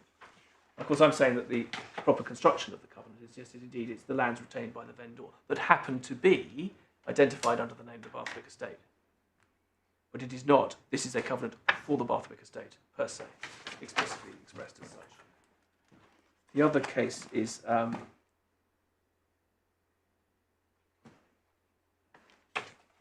well, I say again that the it's whilst the cases of the time don't speak with one voice, as I say, that it's now the preponderant view that the proper approach is to start from the presumption that where one has annexation, it's annexed to each and every part of the whole, and not just the whole. And those that position, and I won't delay to take you to them, but it's in McGarry at 31.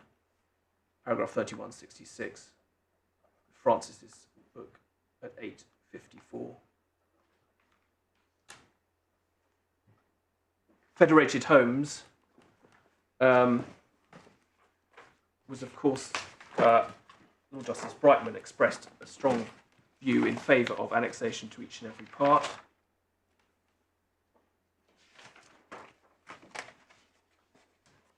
And you find that at tab 17. Although strictly obiter, I say that the reasoning is persuasive.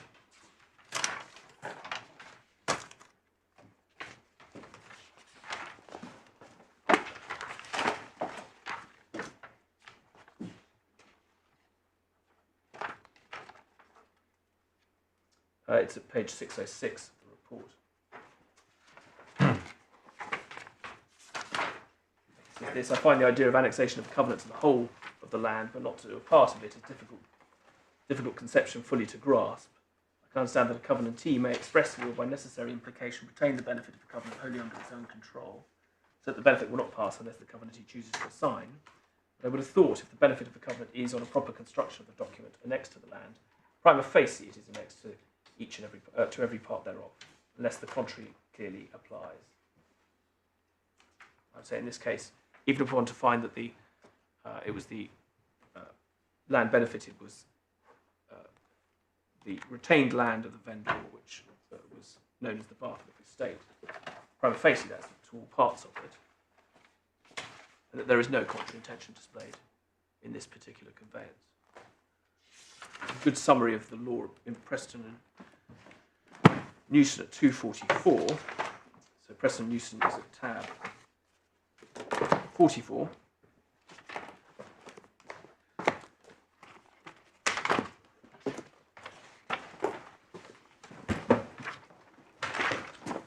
And at page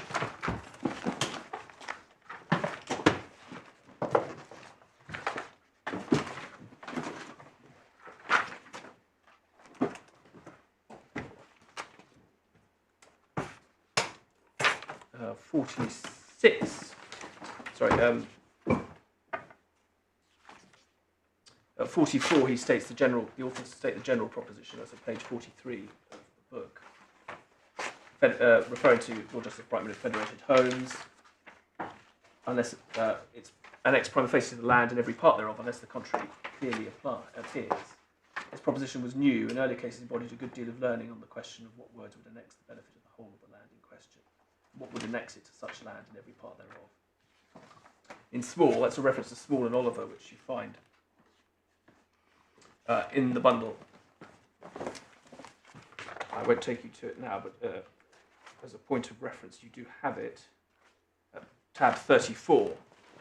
Small and Oliver, it was, however, held that presumption mentioned in Federated Homes is of general application both before and after the 1925 legislation. And in Bryant Homes, which you also have in the bundle, it's described as a strong presumption. So the preponderance of the law now is that both before and after 1925, the 1925 Act, that you start from the presumption that annexation is to each and every part, not to the whole, and that indeed that's a strong presumption. The authors go on at paragraph 248, which is on page 46. So far we've been considering named estates. But the case is different again, where the premises to be benefited consist simply of a collection of pieces of land which happen to be in the same ownership without having any other ascertainable connection with one another, and which were in any event about to be separated. Such was the situation in Drake itself. Again, where the land to be benefited consists of the field named Whiteacre, Lord Justice Roma suggested in Drake the natural influence is designed to benefit Whiteacre as a whole. But the phrase lands retained by the vendor point to the conclusion that each part of the retained lands intended to be benefited. Whilst it's clear that no universal and binding rule of law can be distilled from the decisions before Federated Homes, it is submitted the correct approach to consider first whether the words used indicate a named area or a mere collection of parcels. If the latter, the chances are that annexation was intended to be to each part of the land so indicated. In the former, one should go on to inquire whether the name is given to an entity which the parties to the covenant have conceived as continuing, or as one about to be broken up. In the former event, the chances are the parties intend to benefit the named area as a whole. In the latter, the benefit was to be annexed to each part. And I say in this case, that guidance is good, and in this case, could be written indeed for a case such as this, where Captain Forrester is in the process, as I say, of selling off the Bathwick estate in parts. Even if you end up with a rump of miscellaneous properties that didn't sell previously at auction, he is contemplating in 1922 that he's in the process of selling off the Bathwick estate. It is unclear to him at best whether any of it, if so what, will be left. He cannot therefore be taken to have been intending to protect the Bathwick estate as a particular entity with particularly known property in it.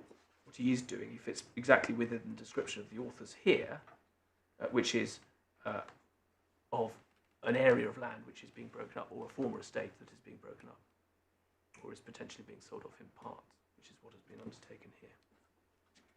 So I say there is extrinsic evidence which reinforces the conclusion that annexation would be to parts rather than to the whole.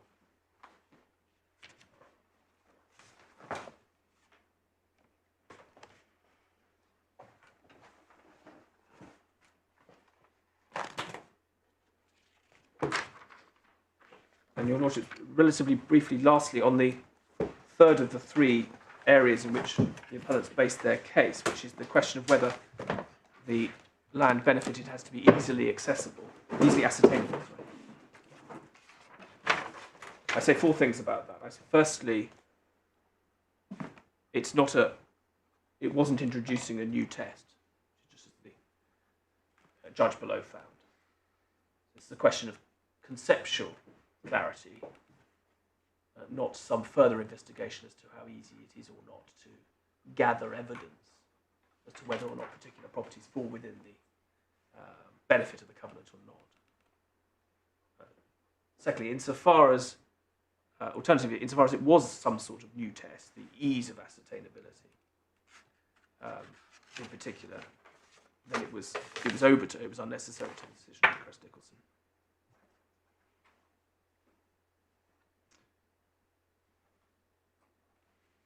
Thirdly, it's very specific. Those words are very specific in context. And that context is post-1925 covenant. So if that is a new test, I suggest it applies to covenants after 1925 and not before. And lastly, in this case, and even if we're wrong on all of those things, then it was easily ascertained that my client, among others, has the benefit of this covenant as a matter of fact.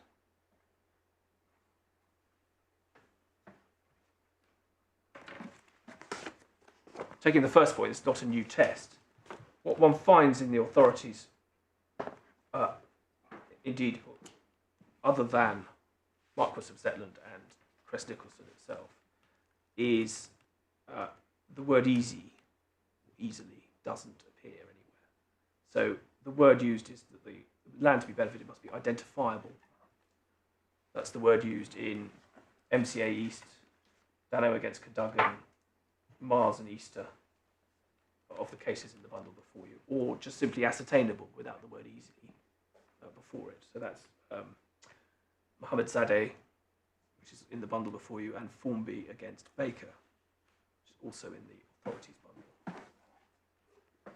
bundle. And what is clear from the leading authority of Rogers and Hosgood is that there's no question of having to decide, once you have the formula identified, that the benefit is for lands near and adjoining the property sold. You don't have to go on and consider, and there's no consideration in that case about how easy it is to identify them. Marquess of Zetland is the case, again, relates to a post-1925 covenant. It's the case that's referred to by Lord Justice Chadwick and Crest Nicholson. Both Marquess and Zetland and Crest Nicholson have the peculiar feature that they are conjuring with a very specific form of covenant, which is lands for the time being remaining unsold. So the covenant is taken for the benefit of land remaining unsold for the time being. So they're very specific in their ambit. Neither case engages in any sort of assessment of what it might mean to be easy or not easy, nor does either case turn on that alleged requirement, if it is an extra requirement. Crest Nicholson does not, Lord Justice Chadwick and Crest Nicholson did not suggest that he was creating any kind of new test. Indeed, he restates the test in very identifiable terms, recognisable terms, as to the law as we understood it to be. It's Crest Nicholson at tab 31 of the authorities bundle. In particular, paragraph 23, page 2417.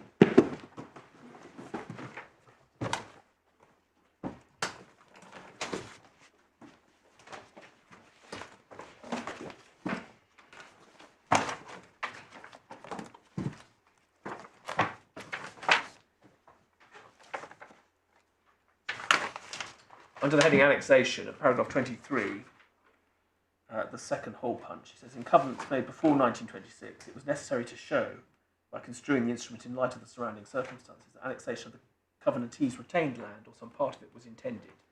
Express words of annexation were not required. And he goes on to discuss, in paragraph 24 onwards, in relation to covenants imposed in instruments made after 1925, he goes on to discuss. He's not suggesting that he is, by reason of his judgment, creating any new test of law, especially not for covenants predating Law Property Act 1925 coming into force. And he says at paragraph 31, which is at page 2421 of the report,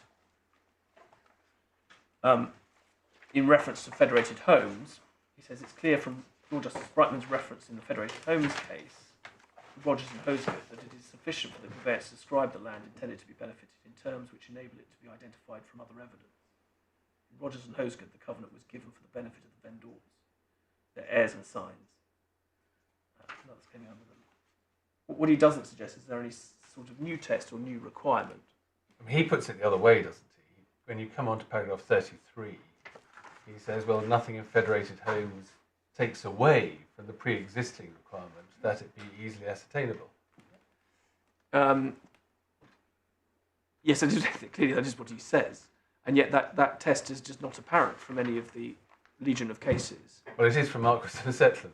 Well, from Marcus and Zetland, and it's referred to in one that wasn't relied on below, but I understand the appellants have introduced into the bundle of Reed Haywood's case. But in neither case was there any emphasis on the concept of ease, or what it means to be easily ascertainable. The cases almost invariably refer more plainly to ascertainable or identifiable. It needs to be clear enough that you're intending to benefit land. What you don't need to do is some extra requirement, which would cut against Rogers and Osgood and all the other cases, that there has to be some prescriptive.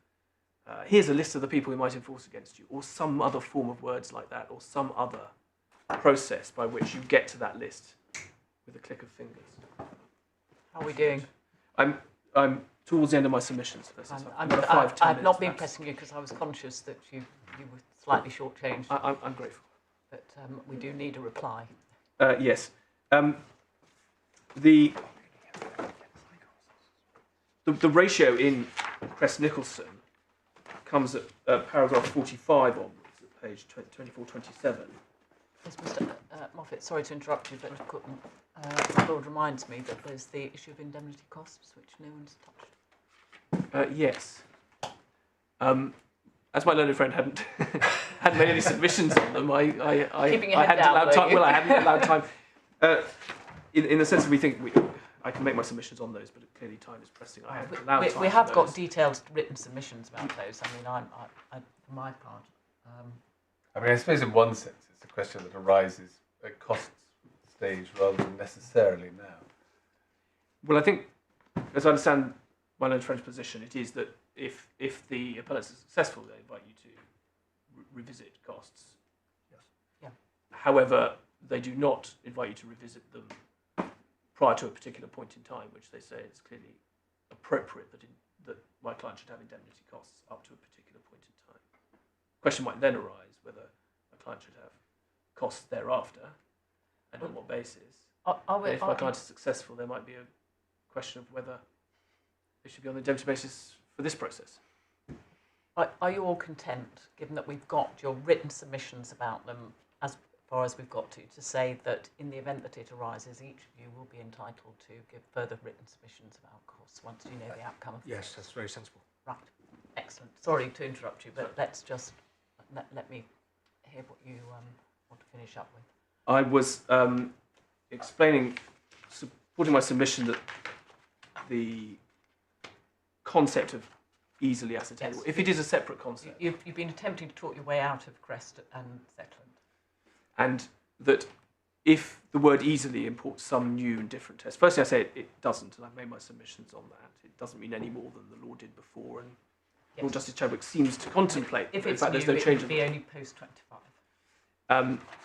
And indeed, we do not have any guidance for the courts as to how this concept of ease yes. would be approached. Because it didn't, the case Crest-Nicholson, as one sees from paragraph 45, didn't turn on that question, nor did Marquis of Zetland and Driver, nor in fact did any other case, save that my learned friends rely on one where a judge did engage on the question of ease, and that is the Coventry and Whitehouse case. For speed, I won't take you to it, but the gist of it was that it was easy enough, even though you had to go and request information from a charity, in the same way that you might have gone to the Bathwick Estate Company records or the Bath Records Office in this case. And I should say that Coventry case is also, the judge decided that because there was a lack of clarity at the fringes of any particular benefited land, it didn't spoil for those who were clearly benefited.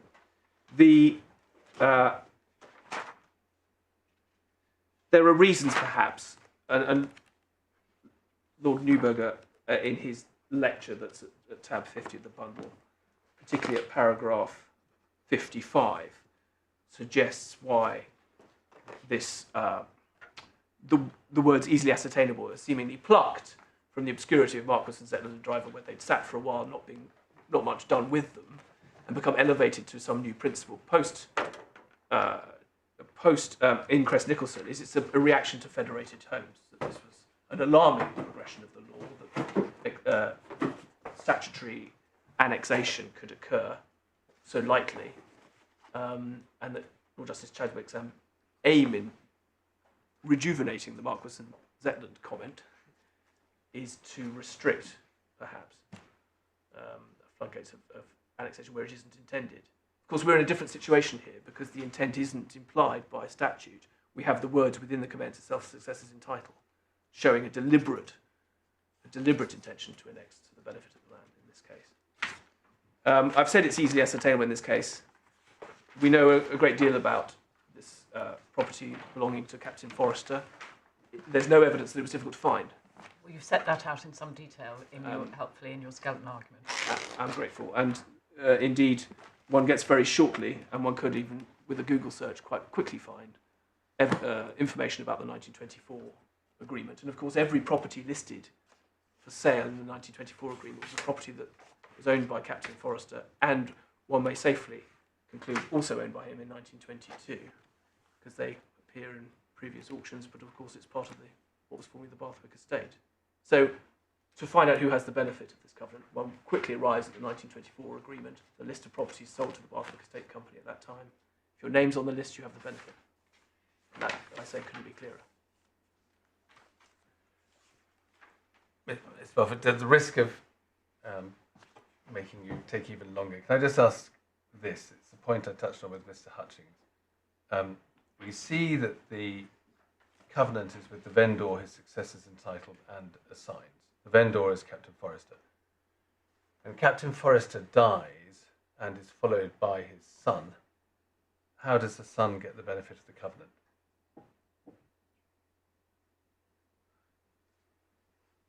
I'm going to answer that by in Durrow, if I may, which is that I say on the extrinsic evidence that we have, that is not what Captain Forrester was contemplating. He is not contemplating at the time of the 1922 conveyance preserving rights for his son under the settlement, because that is not the future he sees for the Bathwick estate, because he's made a resolution in his mind sometime before 1919, I'm going to sell it. So whilst something called the Bathwick estate might still exist and there might be a family connection to the Bathwick estate company, he's not looking to protect the interests of his son under a strict settlement. That's simply, and I say, therefore, one must give those words their obvious meaning without any, I call it microscopic investigation of what it might have plausibly meant under a strict settlement. I say that the first appellants were quite right to abandon this point, which they obviously find so unattractive that Mr. Weeks was falling over himself to distance himself from, and quite right so, because I say there is, to find that meaning and to explore that meaning, one is shutting one's eyes to the absolutely obvious land law meaning, which is we're talking about owners of particular properties who may or may not have been on a list, who might be looking to buy their house, who are right next to the wreck, like my client is. And I expect you've seen the photographs of how close his house is, and you can identify on the street who has the benefit of this covenant and who doesn't. That's who we're talking about. It's about those people. That's not the title. Can I ask one supplemental question, which I don't think is inconsistent with what you're saying, but would the son have been a successor in title?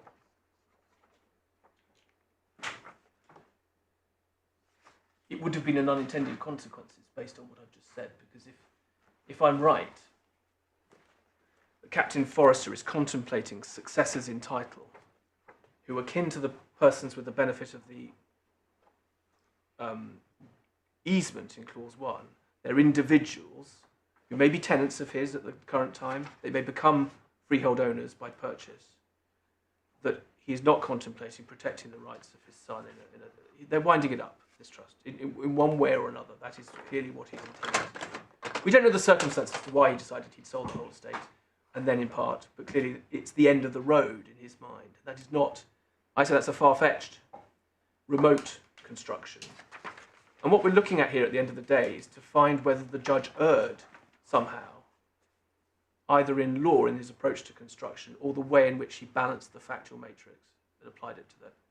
So we're not just looking for there might be an alternative that another judge might have preferred, but we're looking for some error here, and I say that there is none, because actually the obvious magic of those words is as we expect. These are words of annexation. And Can I ask you a different question arising out of that? if it's annexed to his retained land, and each and every part of his retained land, and automatically passes to all the successors and titles, such as your client, who would be assigned? Because you can only assign the benefit of a restrictive covenant if it touches and concerns your land. Well, what we don't know is whether, it is one possibility, that some of the properties had already been sold, which would have the same interest in preventing nuisance at the wreck. So my client's neighbour doesn't have the benefit of the covenant. Well, Captain Forrester, having already sold the land without the covenant, which didn't exist, subsequently assigned the benefit of the covenant to him? I can't see why he couldn't. Because I thought assignment could only be to someone who took part of the land for the benefit of which the covenant was originally taken. Well, one possibility, Your Lordship, is that successors in title, it's possible that Captain Forrester wasn't making a distinction between the property he'd already sold and that he hadn't. Perhaps he's caught by... It is obviously now known to be a rule that you can't create a covenant for the benefit of land that you've already parted with. But that doesn't stop, in some cases, people trying to do just that. In fact, one of the cases, I can't remember which one, but it's before you, is that, well, it can't annex to the benefit of those lands because he's already sold them. That doesn't, if you like, queer the whole effort.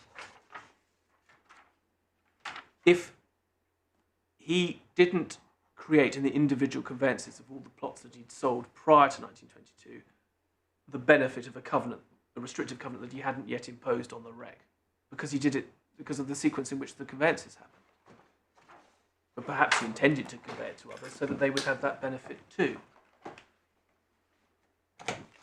But even if it's difficult to give meaning to the word assigns, the first and primary identity of the person to benefit is the successors in title.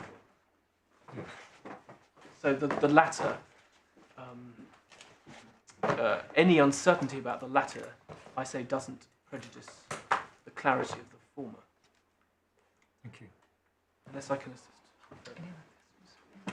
Thank you very much indeed, Mr. Watson. In light of the shortness of time, 4 really quick points. Yes, please. First of all, my learned friend twice said there's no case where a covenant was made with the vendor and successors in title, except successors, there's been cases, where the benefit of the covenant was not held to have been annexed to land. Yes, there is. Crest Nicholson, Divider 30. The covenant was made with the vendor, and as a result of Section 78 of the Law of Property Act, you had to read in successors in title. Nevertheless, it was held, and you can see this at paragraphs 50 to 51, that at least in respect of some of the land wasn't sufficiently identified. So that's successor in title, and we've also got no annexation, even though a reference to successors, re Sunnyfield Divider 8, successors, Miles and Easter Divider 9, and case my learned friend Mr. Hutchins took you to, transferees, Lamb and Middeck Equipment Divider 18. Second point, my learned friend took you to Martin and Flight Refueling at Divider 20. It's an odd case about annexation because annexation wasn't needed in that case, and you see that from the footer of page 134. But also, reading that, it looks as if the judge is applying a laxer approach to the identification of the benefited land than you find subsequently in Crest Nicholson. And my submission on that is, given that was a first instance case, for our purposes, the law is as stated in Crest Nicholson.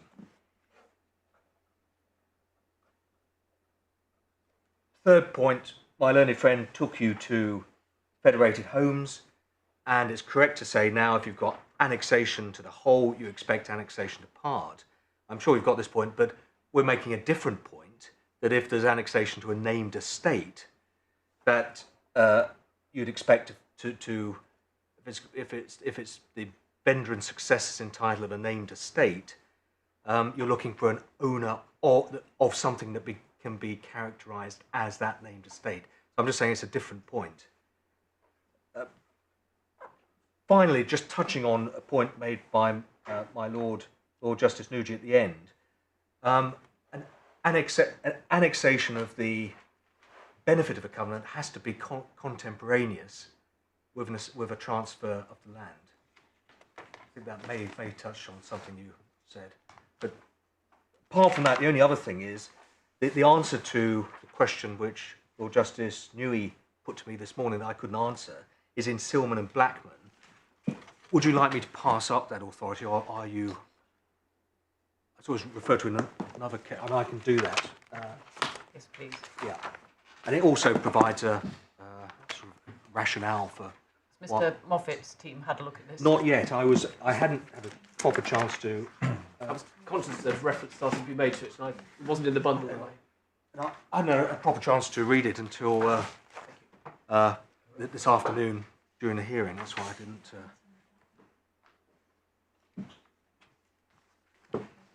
But I mean, just for your note, it's you need to look at pages 526 to 528. Well, Ms. Moffat, I think given that it's in response to a question that was raised from the bench, that it's appropriate for us to look at this, notwithstanding that you've not had a chance to deal with it. Thank you.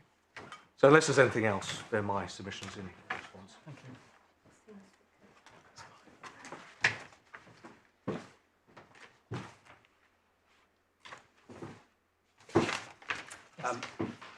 Equally, I hope I'm going to be very short. My learned friend, Mr. Weeks, mentioned cases relating to successors in title. I'm not sure he mentioned the Seymour case, which is another example, which is in the bundle. The second point I make is that my learned friend, my learned friend Mr. Moffat seeks to gain some assistance from Section 96 of the Law of Property Act 1922. That was a section, I think, that never came into force. This is dealt with in Preston and Newsom at paragraphs 2106 to 2107. Unfortunately, they're not in the bundle, but we can supply copies. And in fact, Section 96(3) was not the predecessor to Section 78. It was the predecessor to Section 80 of the Law of Property Act 1925. The third point I want to just make about Rogers and Hosegood, which is we submit an entirely different case because there were very clear words of annexation. The express words of annexation were to each and every part of the vendor's adjoining and neighbouring land, or words to that effect. Now, when you look at the facts of that case, the question of ascertainability, easy ascertainability, was not argued for the very simple reason that this was a case where the vendor had divided up his land into building plots. And so when you were trying to work out who had the benefit of the restrictive covenants of one of the plots, it was pretty clearly the other building plots, which were part of the vendors adjoining and neighbouring land. So it's an entirely different case. My learned friend fourthly then referred to the Selwyn case, and that's actually an authority which supports us and not certainly not any propositions that Mr. Moffat was relying on.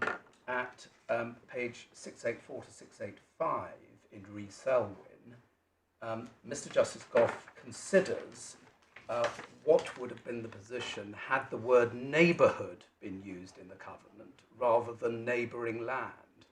And on page 685, he suggests that he might have come to a different conclusion about the certainty of those words had the word been neighbourhood rather than neighbouring land. In other words, echoing the obiter comments of the Court of Appeal in Zetland and Driver on exactly the same point. Martin and flight refuelling is a difficult case, but it's very largely about assignment and not about annexation. And I do urge you to read page 133 of the judgment, because there Mr. Justice Wilberforce says in relation to an earlier case to which we referred, the Newton Abbott case, which I think is the case preceding it in the bundle, he says in Martin and Flight Refueling at page 133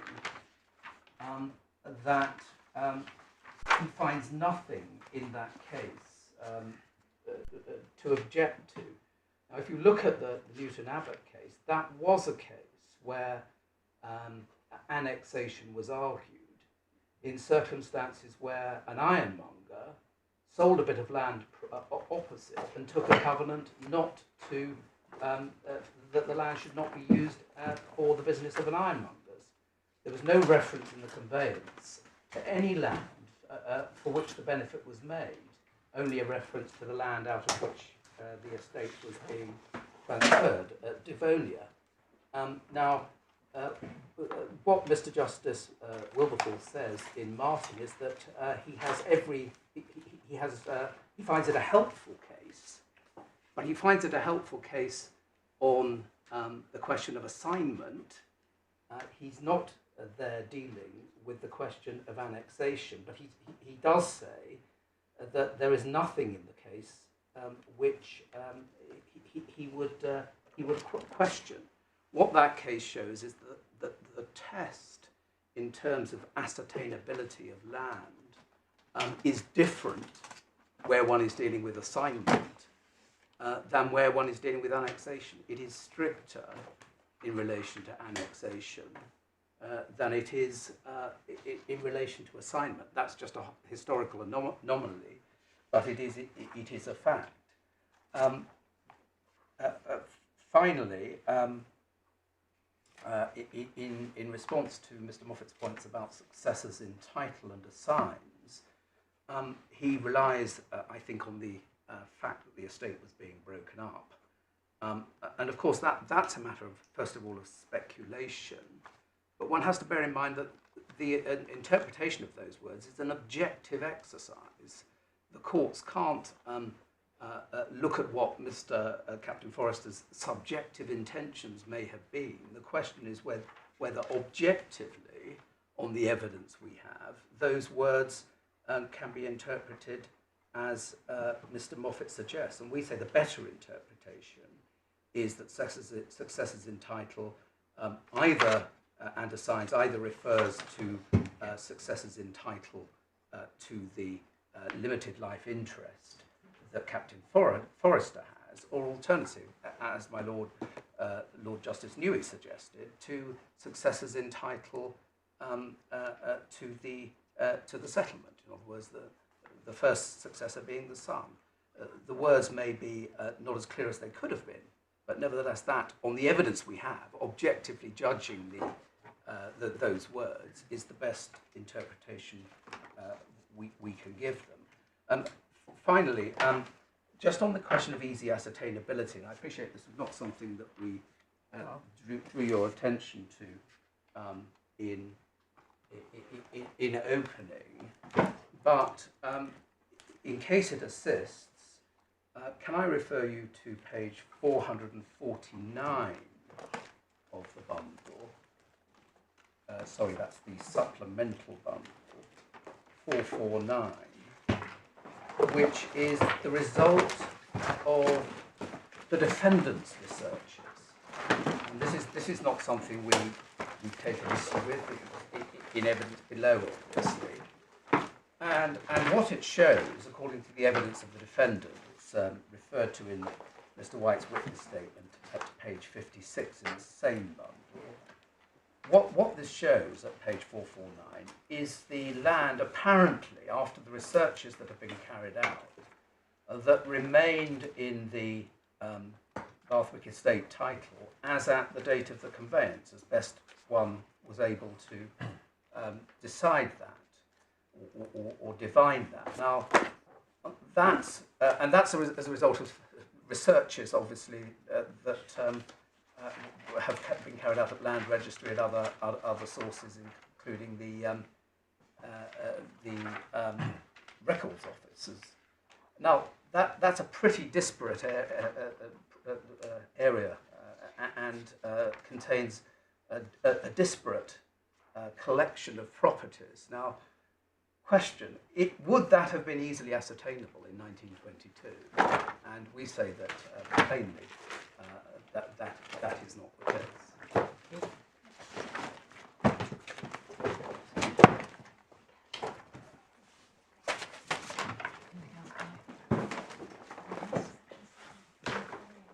My lady, I'm sorry, there is one more point that my junior just reminds me, and that is, I think Mr. Moffat tried to place some reliance on the use of the word beneficial owner. The conveyance is made as beneficial owner. But for what it's worth, under Section 7 of the 1881 Conveyancing Act, that is merely an expression intended to express that good title could be It given. brings in the covenants for title. Yeah, exactly. It has no other meaning or purpose. Thank you for that clarification. Well, can I thank you all very much indeed. You've managed to get through a great deal of material in a very short period of time, relatively speaking to the issues that you had to each deal with. And particularly thank you very much, Mr. Moffat, for getting through as much as you did.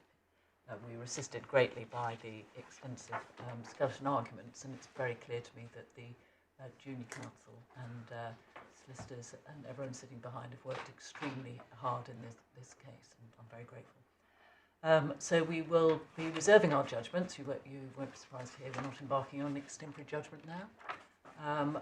I can't tell you precisely when they'll be handed down, as soon as practical, of course. We'll deal with it in the usual way. Drafts will be sent out for typographical and grammatical errors and not for re-argument, please. And I'm not sure whether we'll be handing down under COVID rules, namely electronically, or whether we'll be going back to handing down in court to enable the public to attend for a hand down if they should wish. But whichever way we do it, there's no need for anyone to attend. I'd hope with any additional matters we can deal with in writing. I think we've already made a decision between us how we're going to deal with the outstanding ground of appeal that deals with costs, and we're content to deal with that in that way for each of you. So I don't think there's anything else that we need to deal with today. In those circumstances, thank you all very much.